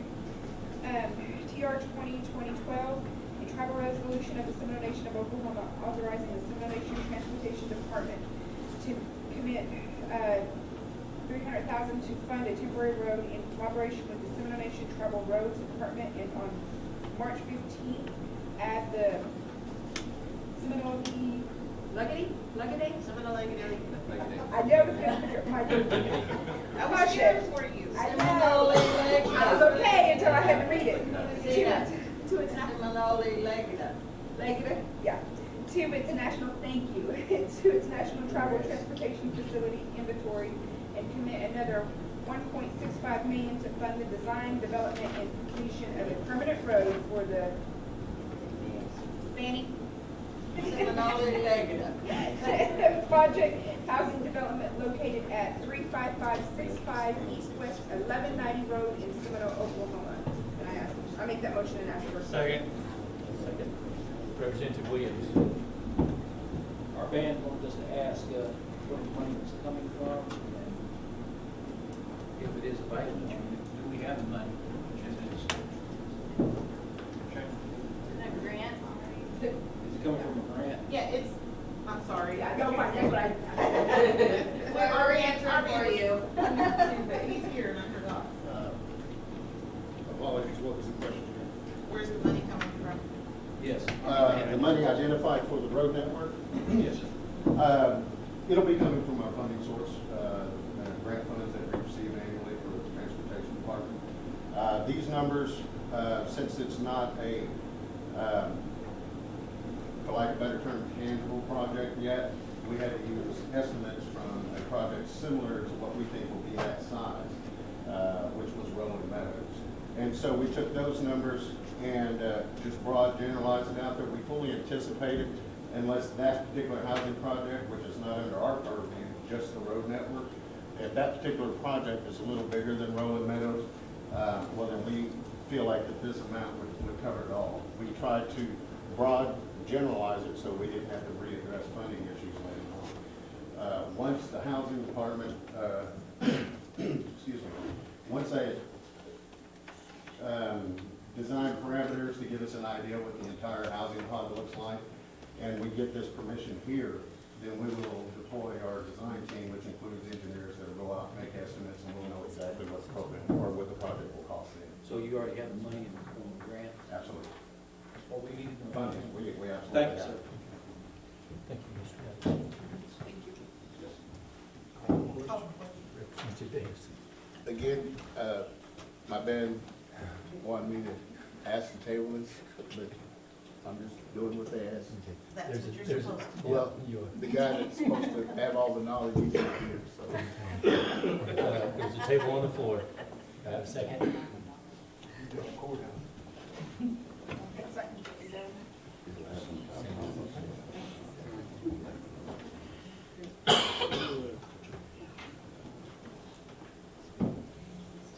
Table. This is the table, you guys. Anthony Conley? John Archamy? No. Rena Tiger? No. Sylvia Davis? Yeah. Patrick Thomas? No. Raimundo Gomez? No. Jeffrey Harjo? No. Kelly Davis? Yes. Anita Lena? No. Patricia Kishkaton? No. Cindy Yesler? No. Lottie Cootie? No. Marilyn Moore? No. Natalie Harjo? No. Gregory Boto? No. Catherine McCoy? Nope. Charlie Hill? No. Fanny Harjo? Abstain. Kelsey Morrell? Abstain. Regina Langford? No. William Williams? No.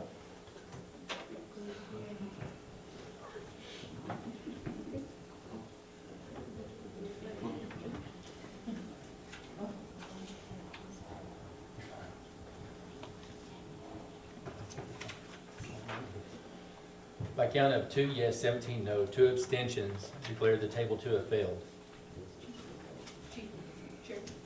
I just wanted to, and that was another thing, Willie, as far as for the grant that housing's gonna apply for, that's one of the things that they need to add their points to, like I said, 4 points is what we needed. And we didn't get it, we missed it by 4. Call. Secretary, you call roll, please. Anthony Conley? Yes. John Arcamy? Yes. Rena Tiger? Yes. Sylvia Davis? No. Patrick Thomas? Yes. Raimundo Gomez? Yes. Jeffrey Harjo? Yes. Kelly Davis? No. Anita Lena? Yes. Patricia Kishkaton? Yes. Cindy Esler? Yes. Lottie Cootie? Yes. Marilyn Moore? Yes. Natalie Harjo? Yes. Gregory Boto? Yes. Catherine McCoy? Yes. Charlie Hill? Yes. Fanny Harjo? Abstain. Kelsey Morrell? Abstain. Regina Langford? Yes. William Williams? Yes.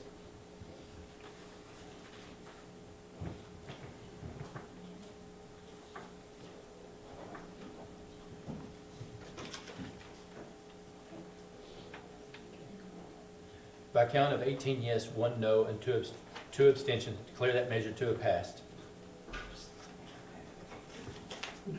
What was the count? Sorry, Chief. 18, 1, and 2.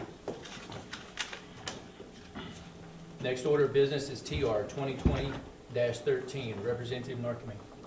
Tribal resolution of the General Council of the Seminole Nation of Oklahoma establishing a requirement that additional disbursements from the cell tower network services fund be approved by the General Council. This establishes what was already our general policy of all allowances or any fund usage be approved by the General Council. And as you just heard from the historical preservation officer, this seemed to be a very limited fund. So it's wise that if we're going to expend any funds from it, that it be approved by the General Council. Second. Call question. Anthony Conley? Yes. John Arcamy? Yes. Rena Tiger? Yes. Sylvia Davis? Yes. Patrick Thomas? Yes. Raimundo Gomez? No. Jeffrey Harjo? No. Kelly Davis? Yes. Anita Lena? No. Patricia Kishkaton? No. Cindy Esler? Yes. Lottie Cootie? No. Marilyn Moore? No. Natalie Harjo? Yes. Gregory Boto? Yes. Catherine McCoy? Nope. Charlie Hill? No. Fanny Harjo? Yes. Kelsey Morrell? Yes. Regina Langford? No. William Williams? No.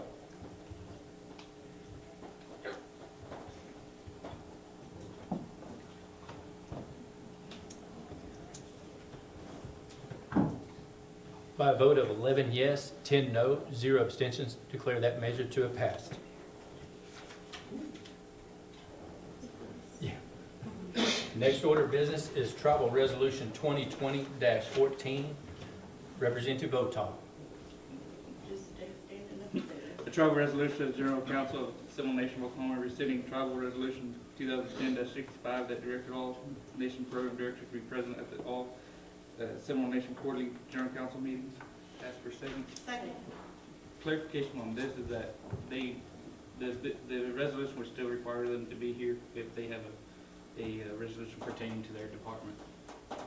Representative Morel? We like, my band would like to ask for a friendly amendment. If they are not on the agenda, that if the band requests for them to be present, that they are required to be present.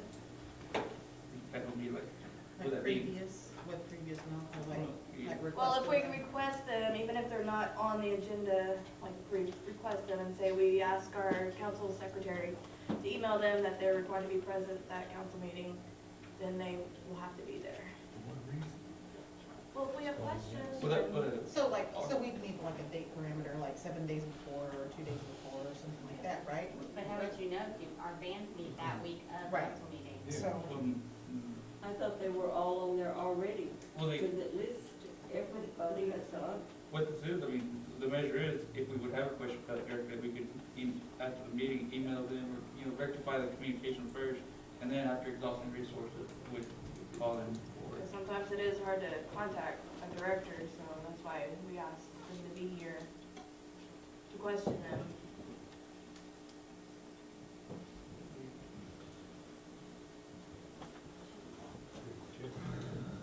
Representative Hartel? We'll just wave it at you.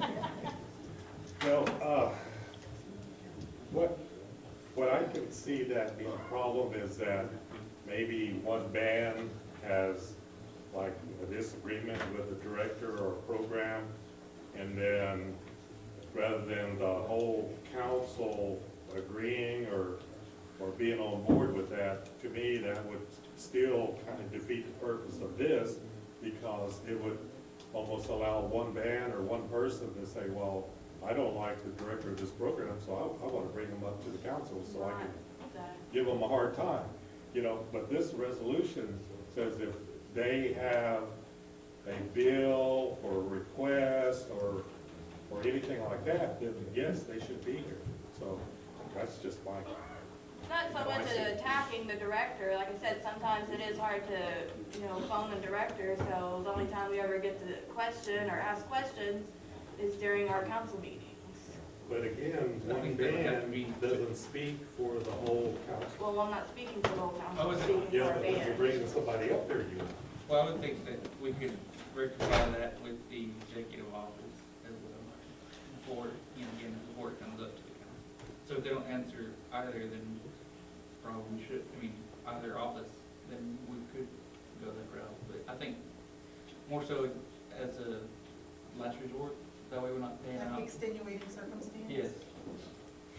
Okay, Representative Kishington? Since we did away with our, not special call, but standing call, does that not include all of the programs, departments, directors? I put a whole bunch on there for the quarter. There is a whole bunch on here, but is that everybody? So, Because when you're gonna rescind this resolution, it'll eliminate that part. But I don't know if you can No, I don't eliminate think the so. reports. No, I don't think so.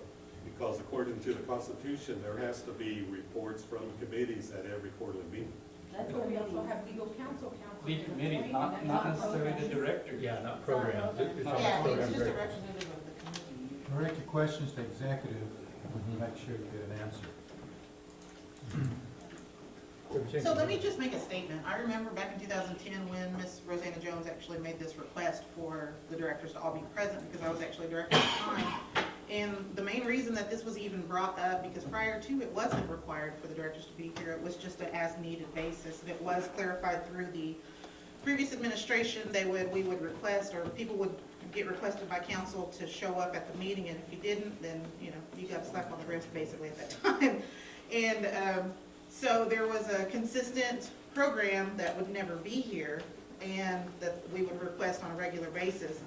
And that particular director never showed up. So rather than, and then she kept asking the administration to make her be here, and she would never be here, or there was always an excuse. And so rather than just point out one person, she requested that all directors be present until we, deal with this at a later date, basically, and it just has been here ever since. So it has definitely become a financial burden, because we have comp time for any director that's here if they're not required to be here. And if they're here from 10 until 5 when we leave, that's what, 6 hours of comp with an hour break. So that's comp for whatever their particular salary is. And they may not even step up here at all. They may be standing outside talking the whole time. So it's just become cumbersome for that. I do understand, however, that in extenuating circumstances, if we need to speak with someone, that there may be, we don't want to tie ourselves up either to where we can't make an allowance to where we can actually deal with something like that. That being said, there is a communication issue with sometimes even when we try to contact them by phone, by email, walk in the office, ask somebody else if they've been here. There are those extenuating circumstances for some directors where you just can't find them, and I understand that. But for the most part of it, sometimes we don't even exhaust that list of options and we just call them up here on the carpet. Speaking as a director, I know that this happens, is nobody's even tried to contact them, they're in their office every day. So there's a balance here that we need to find. And if we can do that as grown-up individuals without craziness, maybe we can figure this out at a later date to where we can fix it. However, I do agree, and I'm not sponsoring, but I do agree that this needs to happen to alleviate some financial burden. So that's my statement. Mr. Chair, not only financial, but when we think about what you brought up, just like the Apprentice Committee, they really don't need to be up here at all. For what reason? All we do is just look at it for a whole year, and we're talking about only 4 quarters in a year that we see them. And not only that, if y'all don't know, one of the young apprentices was crying outside because one of our general counsel reps was a bully towards that little girl pertaining to her words that she used to hurt her feelings, okay? That she should not have been an apprentice because she was not, properly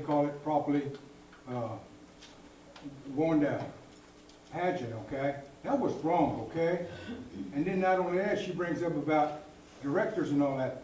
How many other directors have took trips and all that to this day that we passed the resolution saying they need to come up here and give us a breakdown where they went, what they learned, etc. I haven't seen one pop up here yet. And they're still taking trips. I think we amended that to be written. I haven't even got nothing on written paper. No, man, well, there's some in there. But anyway, going back to what y'all were saying, directors, that would be only twice a year that we would see the directors called upon. See what I mean? And some you don't see them at all anyway for about 3 more years.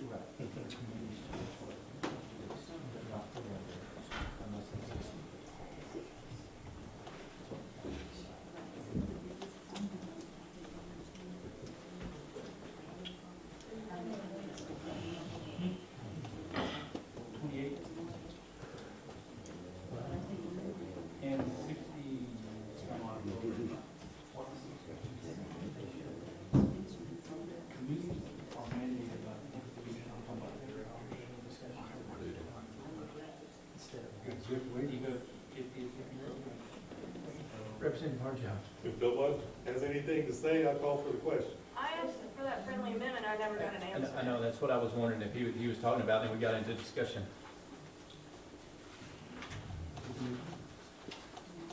Not currently, let's try to see if we can exhaust the, not. Okay. There's Well, a question. No. Anthony Conley? John Arcany? No. Rena Tiger? No. Sylvia Davis? No. Patrick Thomas? No. Raymundo Gomez? Yes. Jeffrey Harjo? Yes. Kelly Davis? Yes. Anita Lena? Yes. Patricia Kishkaton? Yes. Cindy Esla? No. Lottie Cootie? Yes. Marilyn Moore? Yes. Natalie Harjo? Yes. Gregory Botow? Yes. Catherine McCoy? Yes. Charlie Hill? Yes. Fanny Harjo? Yes. Kelsey Morrell, No. Regina Langford, Yes. William Williams, Yes.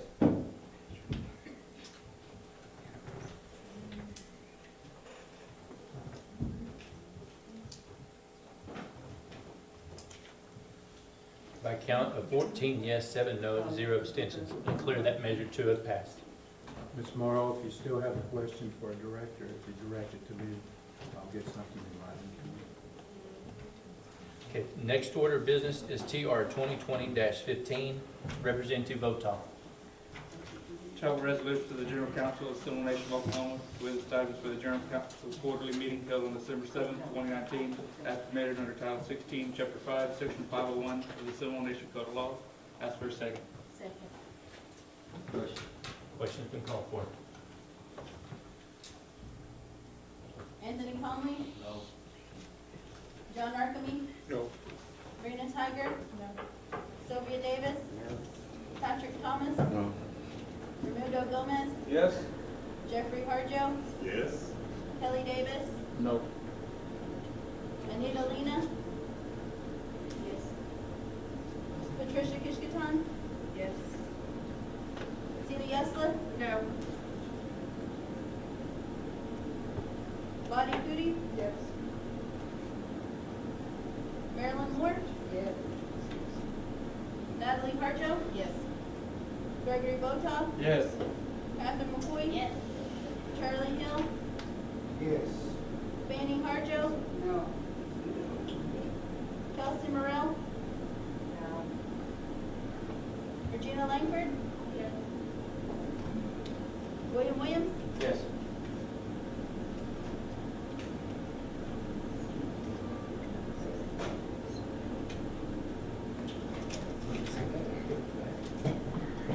yeah.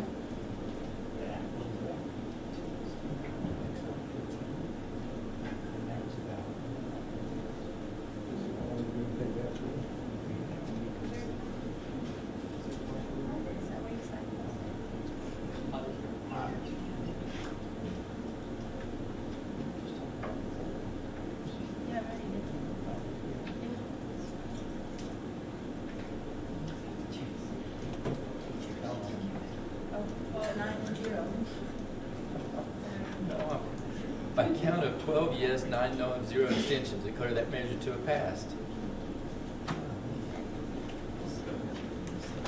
Mayor, Yes, ma'am. Yes, Representative McCoy. with these next, TR 2020-16 through TR 2020-21, my band had a question on that in regards to, we feel that this is entering into band business for my band to approve somebody else's nominations for their band to represent them on the Constitution Revision Committee. Can I have a better explanation on why we have to vote on the other band's members to represent them? Representative Votaw. For this, with following an old resolution that was, when it was first created, I did not realize that the last whereas had the approval of the council.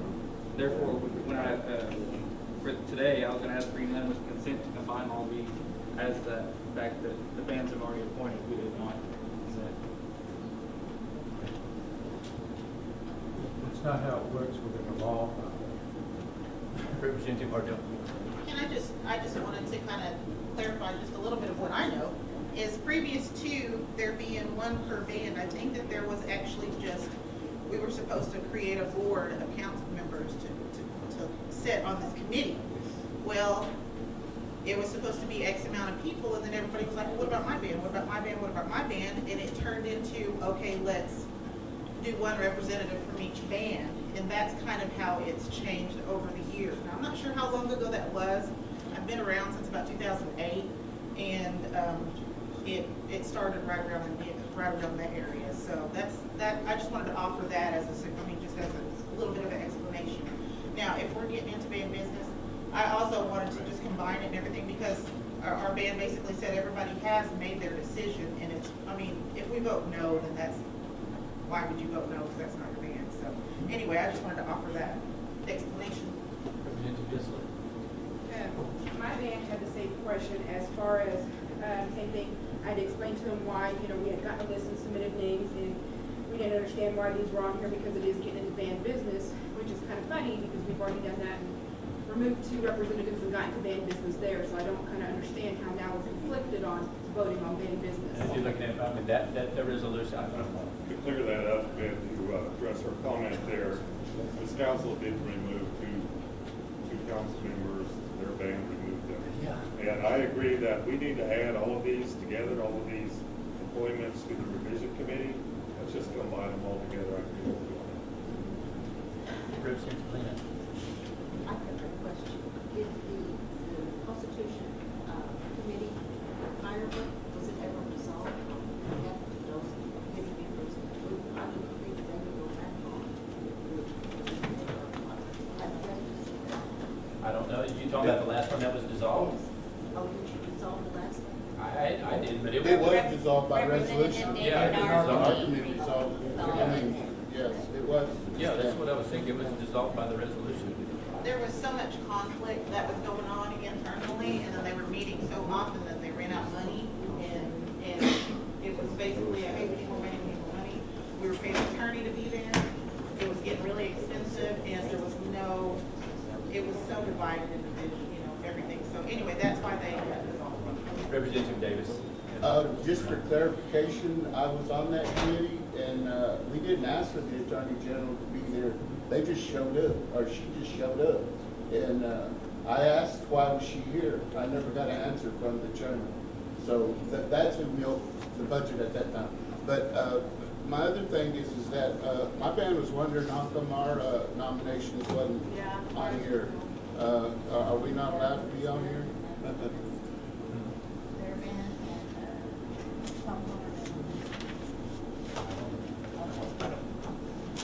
and, Are they sponsored?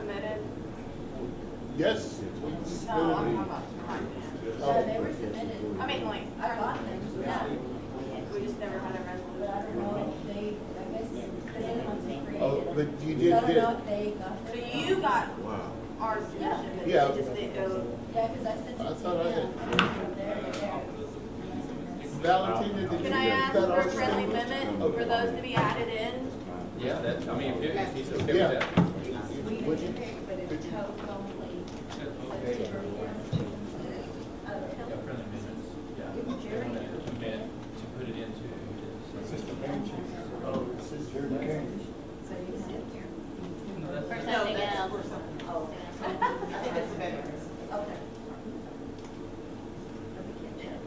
I had submitted It's a one blessing. at that time. That's who totally beyond that, it won't be amended anymore. So Chair, do we need to make a motion to add that to, I would accept, well, it's not. to new business? No, we're having to add it to new business, so I make a motion to add the 2 that are missing to new business as TR 2020-35 and TR 2020-36.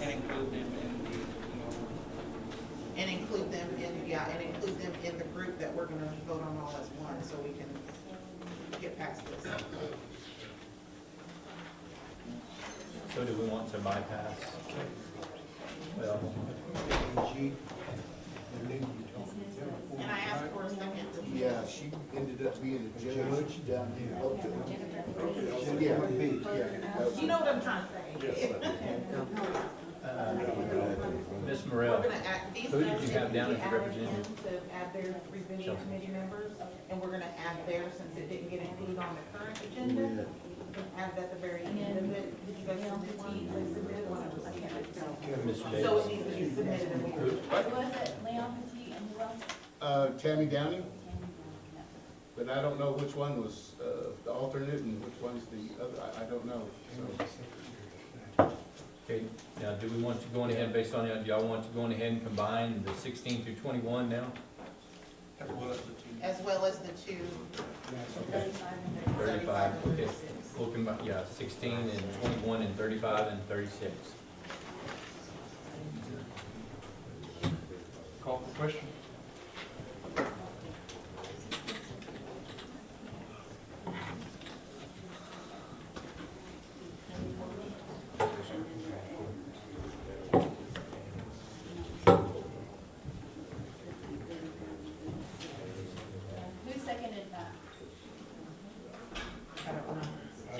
me, I'll do it. Alright.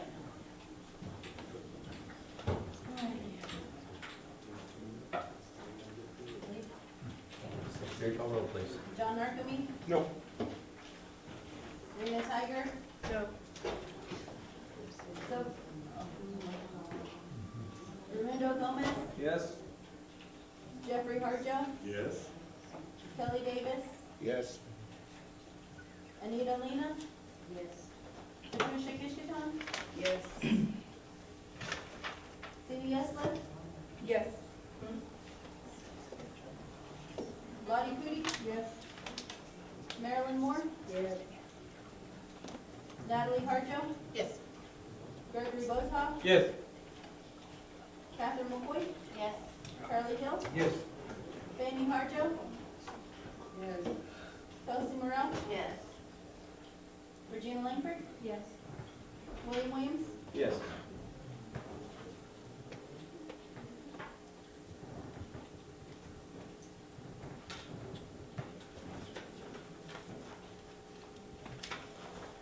By count of 16 yes, 2 no, 0 abstentions, declare those TR 20, 20, 16, 17, 18, 19, 20, 21, 35, and 36 to have passed.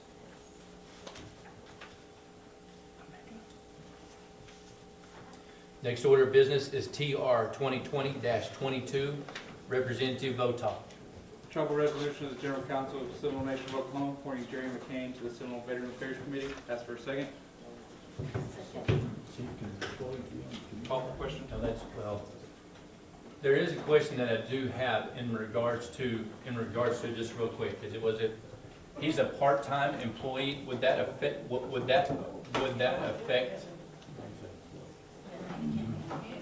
Yeah, as an employee there. I didn't know that. I mean, There's a big difference from part-time, full-time. He's working for transportation as a driver. Driver, part-time. Any employee. Is it any employee? Yeah, I think that was done at the same time that And they then I said think no employee no on the council employee. at the same time. That's what I was kind of wondering, do we want to just go on ahead, because that's, withdraw it? Okay. sounds like a plan.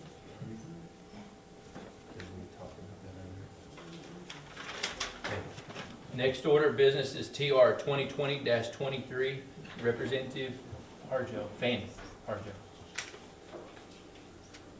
A tribal resolution of the General Council of the Seminole Nation of Oklahoma reappointing Dan Factor to the Seminole Nation Housing Board. Second. Question? John Narcome? No. Rena Tiger? No. Raimundo Gomez? No. Jeffrey Harjo? No. Kelly Davis? Yes. Anita Lena? No. Patricia Kishkaton? No. Cindy Esler? Yes. Lottie Cootie? Yes. Marilyn Moore? Yes. Natalie Harjo? Yes. Gregory Botoff? Yes. Catherine McCoy? Abstain. Charlie Hill? Abstain. Fanny Harjo? Yes. Kelsey Morrell? Yes. Regina Langford? Yes. William Williams? Yes.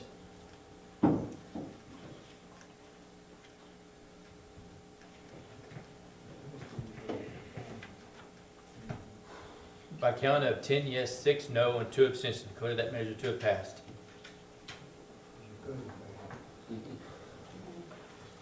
Next order of business is TR 2020-24, Representative Jeffrey Harjo. Thank you, Chairman. This resolution is appointing Christy Maudlin to the Seminole Nation Gaming Agency. Now, this is the Seminole Nation Gaming Commission. I don't know if all of you had a chance to look at her resume. This individual is well qualified to be a gaming commissioner.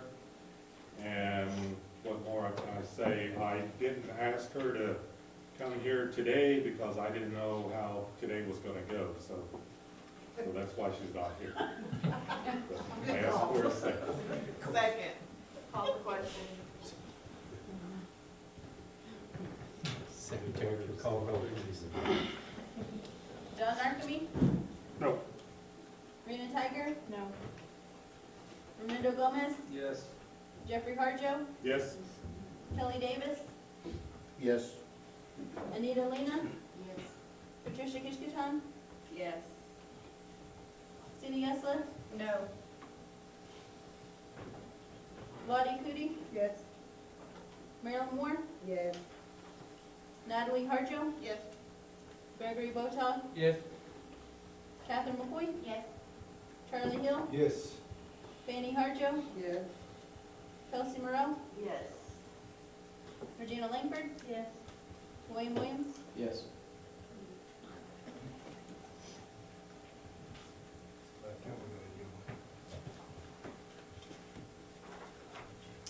By count of 15 yes, 3 no, 0 abstentions, declare that measure to have passed.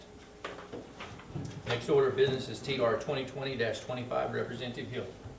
Travel resolution of the General Council of the Seminole Nation of Oklahoma confirming the appointment of Greg Webb to the Seminole Nation Gaming Agency. And, okay, and comment, some of y'all were not council members during the time that he used to be one of the gaming commissioners. We used to have 3, okay?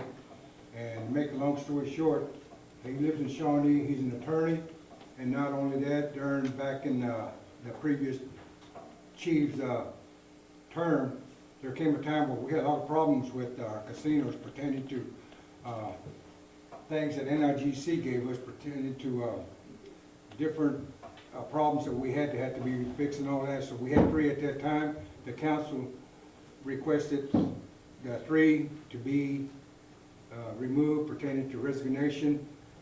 2 of them did. And the fellow that we have presently right now was going out also. We was going to get 3, but he wanted to stay on. He pleaded with us. The principal chief said, yeah, we need one, so we gave him a break, okay? And anyway, he's been with us for like, quite a few years, okay? And I believe, if y'all know about it, his term is up as of today at midnight, all right? And we definitely need a new gaming commissioner, but Craig here is well, he's familiar with the gaming operations, et cetera, okay? He's a good man. And I believe, Jeff, quote me if I'm wrong, isn't he a member of the Seminole tribe? Isn't he Doug? Pardon? I think he's Doug. Doug Gale. Yes. Oh, I thought somebody was talking in tongues or something. I mean, I'm not into that. You know what I said? Okay, no, he is. Yes. But he's good people and very sharp, and he's well abreast of all the gaming guidelines that we have. Thank you. Oh, make a motion. And I believe it's seconded, right? Okay, bless you. Questions called for. Secretary, you call roll, please. John Archibald? No. Rena Tiger? No. Raimundo Gomez? Yes. Jeffrey Harjo? Yes? Kelly Davis? No. Anita Lena? Yes. Patricia Kishkutan? Yes. Cindy Esla? No. Lottie Cootie? No. Marilyn Moore? No. Natalie Harjo? Yes. Gregory Botock? Yes. Catherine McCoy? Yes. Charlie Hill? Yes. Fanny Harjo? No. Kelsey Morrell? No. Regina Langford? Yes. Wayne Williams? Yes.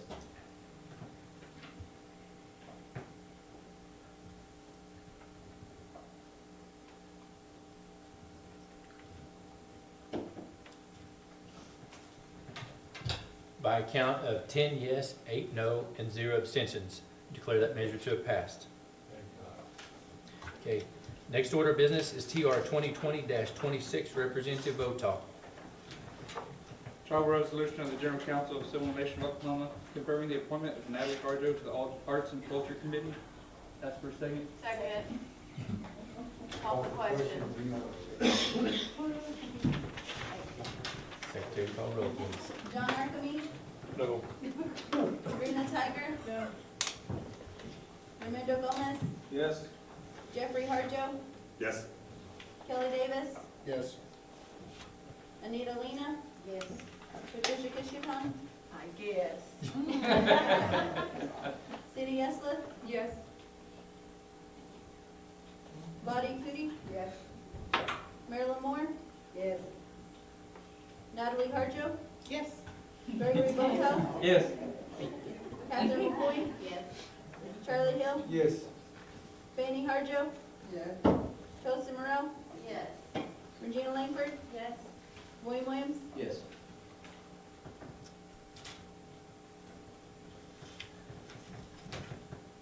By a count of 16 yes, 2 no, and 0 abstentions, declare that measure to have passed.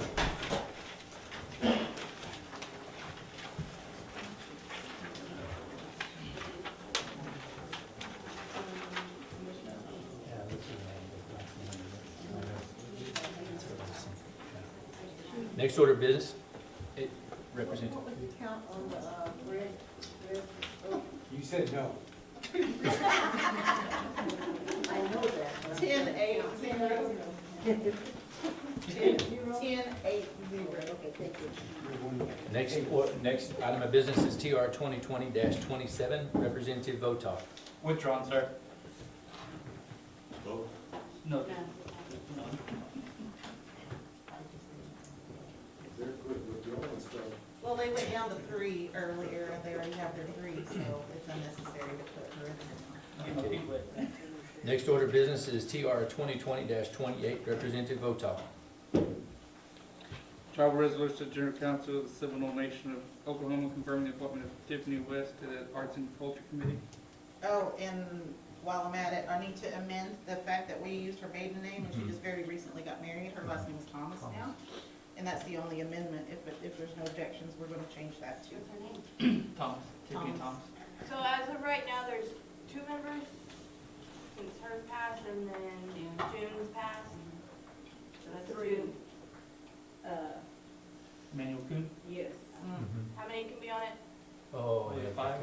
it's 5, wasn't it? Altogether, it was a pretty good committee. Okay, just making sure. Yeah.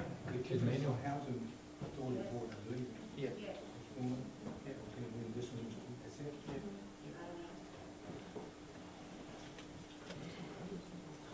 Call for question.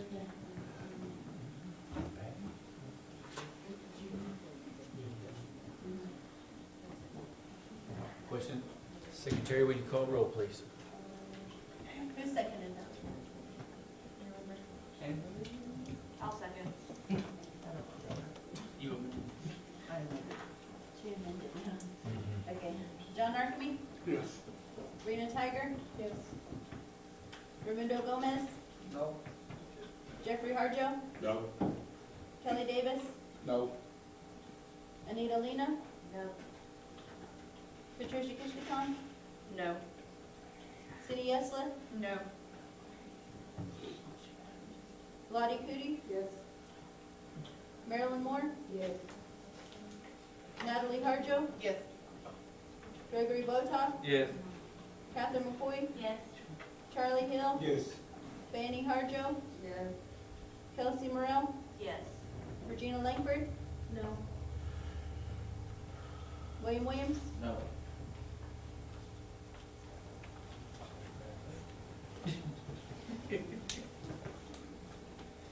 By a count of 10 yes, 8 no, and 0 abstentions, declare that measure to have passed.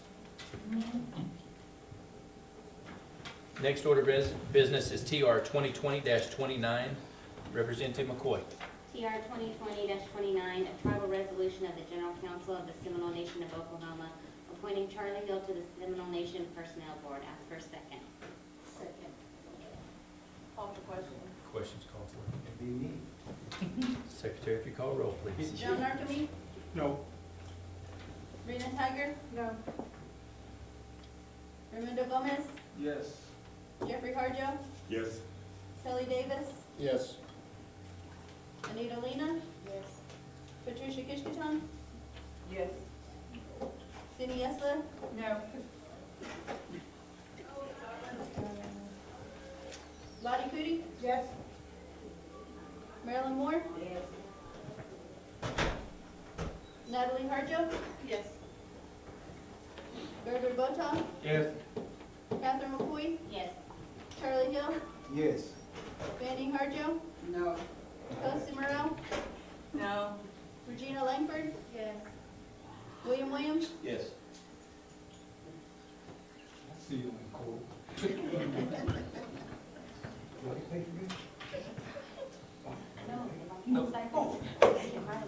By count of 13 yes, 5 no, 0 abstention, declare that measure to have passed. Mr. Chairman. Next order of business is TR. Oh, Representative Botoff? And each of those personnel boards will need to be, oh, never mind, it's still, never mind, it's never mind, it's still. I take you off already. Disregard. Okay. Next order of business is TR 2020-30. Representative Linda. A travel resolution of General Council of Seminole Nation of Oklahoma appointing Patricia Tom to Seminole Nation Personnel Board. Can I get a second? Second. Call for the question. John Archibald? No. Rena Tiger? No. Raimundo Gomez? Yes. Jeffrey Harjo? Yes.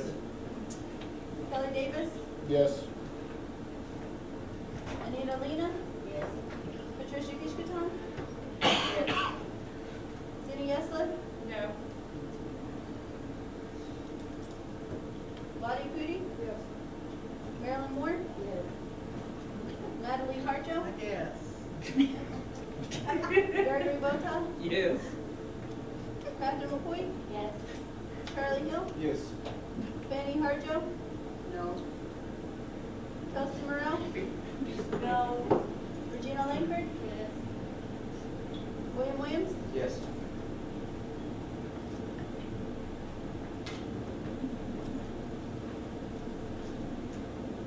By count of 13 yes, 5 no, 0 abstention, declare that measure to have passed.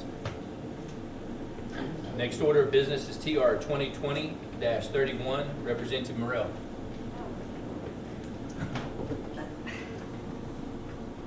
The travel resolution of the General Council of the Seminole Nation of Oklahoma appointing Fanning Harjo to the Seminole Nation Personnel Board. Ask for a second. Second. Call for question. John Archibald? No. Rena Tiger? No. Raimundo Gomez? Yes. Jeffrey Harjo? Yes. Kelly Davis? Yes. Anita Lena? Yes. Patricia Kishkaton? Yes. Cindy Yesler? No. Lottie Cootie? Yes. Marilyn Moore? Yes.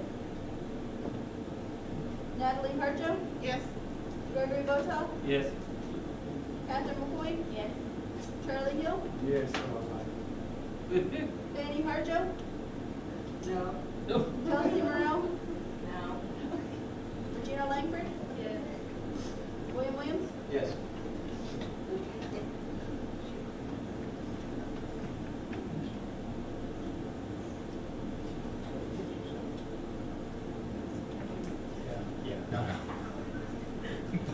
By a vote of 13 yes, 5 no, 0 abstention, declare that measure to have passed.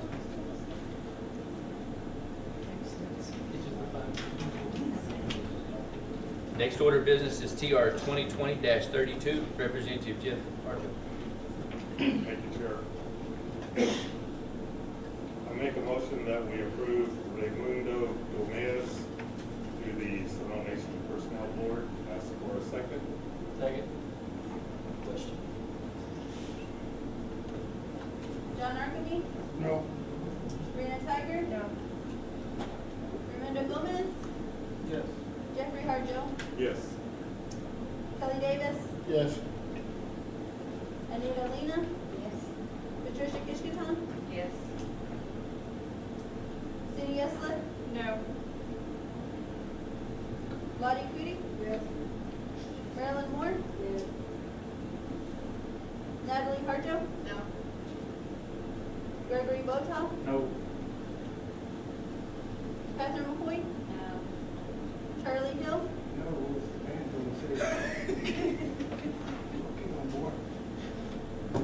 Harjo, No. Kelsey Merrill, Regina Langford, Yes.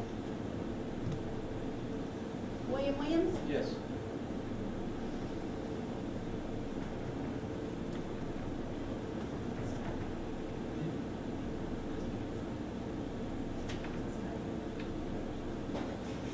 By count of 9 yes, 9 no, and 0 abstentions. In regards to the tie, I vote yes. Good. Sure. Great guy. TR, next order of business is TR 2020-33, Representative Williams. Travel resolution of the General Council of the Seminole Nation of Oklahoma appointing Regina Langford to the Seminole Nation Personnel Board. Make a motion, ask for a second. second, call for question. John Arcady, No. Rena Tiger, no. Raimundo Gomez, Yes. Jeffrey Harjo, Yes. Kelly Davis, Yes. Anita Lena, yes. Patricia Kishkaton, Yes. Cindy Yesla, No. Lottie Cootie, Yes. Marilyn Moore, Natalie Harjo, No. Gregory Botoff, No. Catherine McCoy, what was that? No. Charlie Hill, Yeah, under duress. Fanny Harjo, Yeah. Kelsey Morrell, Yes. Regina Langford, yes. William Williams, Yes.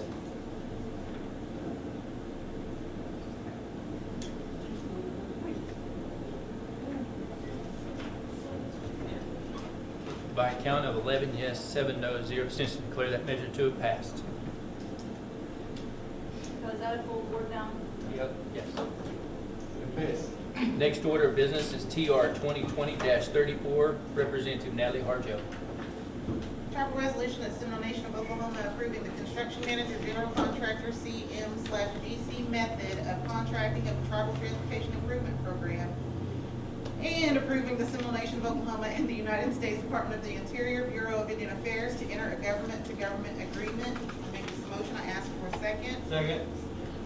Do you have any questions on this? Representative Williams. Our band wants to make a motion to table this out. Feel like we have enough information.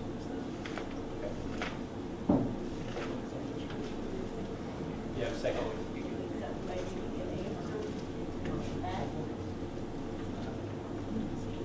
Yeah, we have to take that. Was there a second? Second. Second. Mr. Davis. Secretary, call roll, please. John Arcady, No. Rena Tiger, no. Raimundo Gomez, No. Jeffrey Harjo, No. Kelly Davis, Yes. Anita Lena, no. Patricia Kishkaton, no. Cindy Yesla, Yes. Lottie Cootie, no.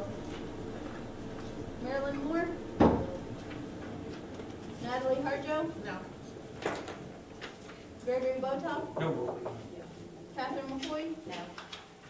Charlie Hill, No. Fanny Harjo, No.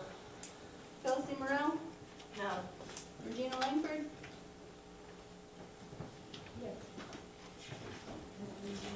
William Williams, Yes.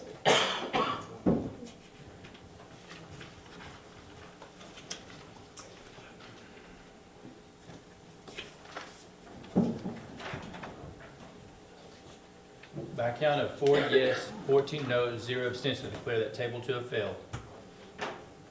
Y'all have any? Question has been called for. John Arcady, No. Rena Tiger, no.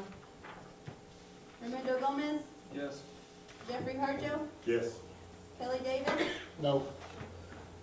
Anita Lena, yes. Patricia Kishkaton, Yes. Cindy Yesla, No. Lottie Cootie, Yes.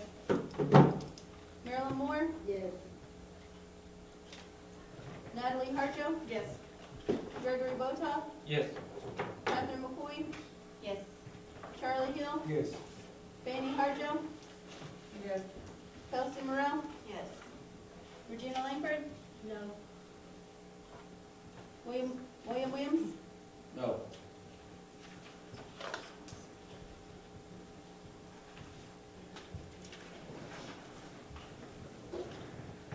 By a count of 12 yes, 6 no, and 0 abstentions, I declare that that measure has passed. Motion to adjourn. Well, real quick, yeah, I need to address these, the ones that aren't here. I do want to bring it to y'all's attention in regards to TO 2020-02 that was sponsored by Karen Fulbright. I don't know that it would be just for us to do this because neither one of their representatives are here to do this, to pick up the sponsor. I'm going to open it up, but I would really like to address that with her since she is a sponsor and talk with her about this, and maybe we can bring this back at the next meeting to discuss Representative Narcomin. As long as we're doing that, I'll make a motion to table both. Okay. I would feel, oh, that would be good. That would be good. Okay. Second.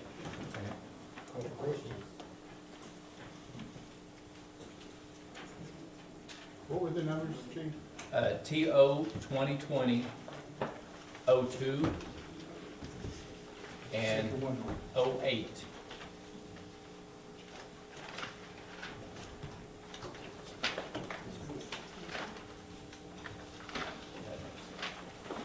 John Murphy, Yes. Raymond Tiger, Yes. Raimundo Gomez, Yes. Jeffrey Harjo, Yes. Kelly Davis, Yes. Anita Lena, Yes. Patricia Kishkaton, Yes. Sina Yesla, Yes. Lottie Cootie, Yes. Marilyn Moore, Yes. Natalie Harjo, Yes. Gregory Botoff, Yes. Catherine McCoy, Yes. Charlie Hill, Yes. Fanny Harjo, Yes.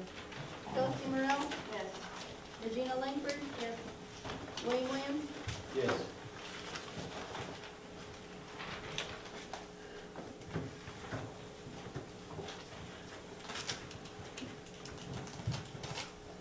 By a count of 18 yes, 0 no, and 0 abstentions, declare the table to have passed. Was there a motion? motion to adjourn. Motion to adjourn.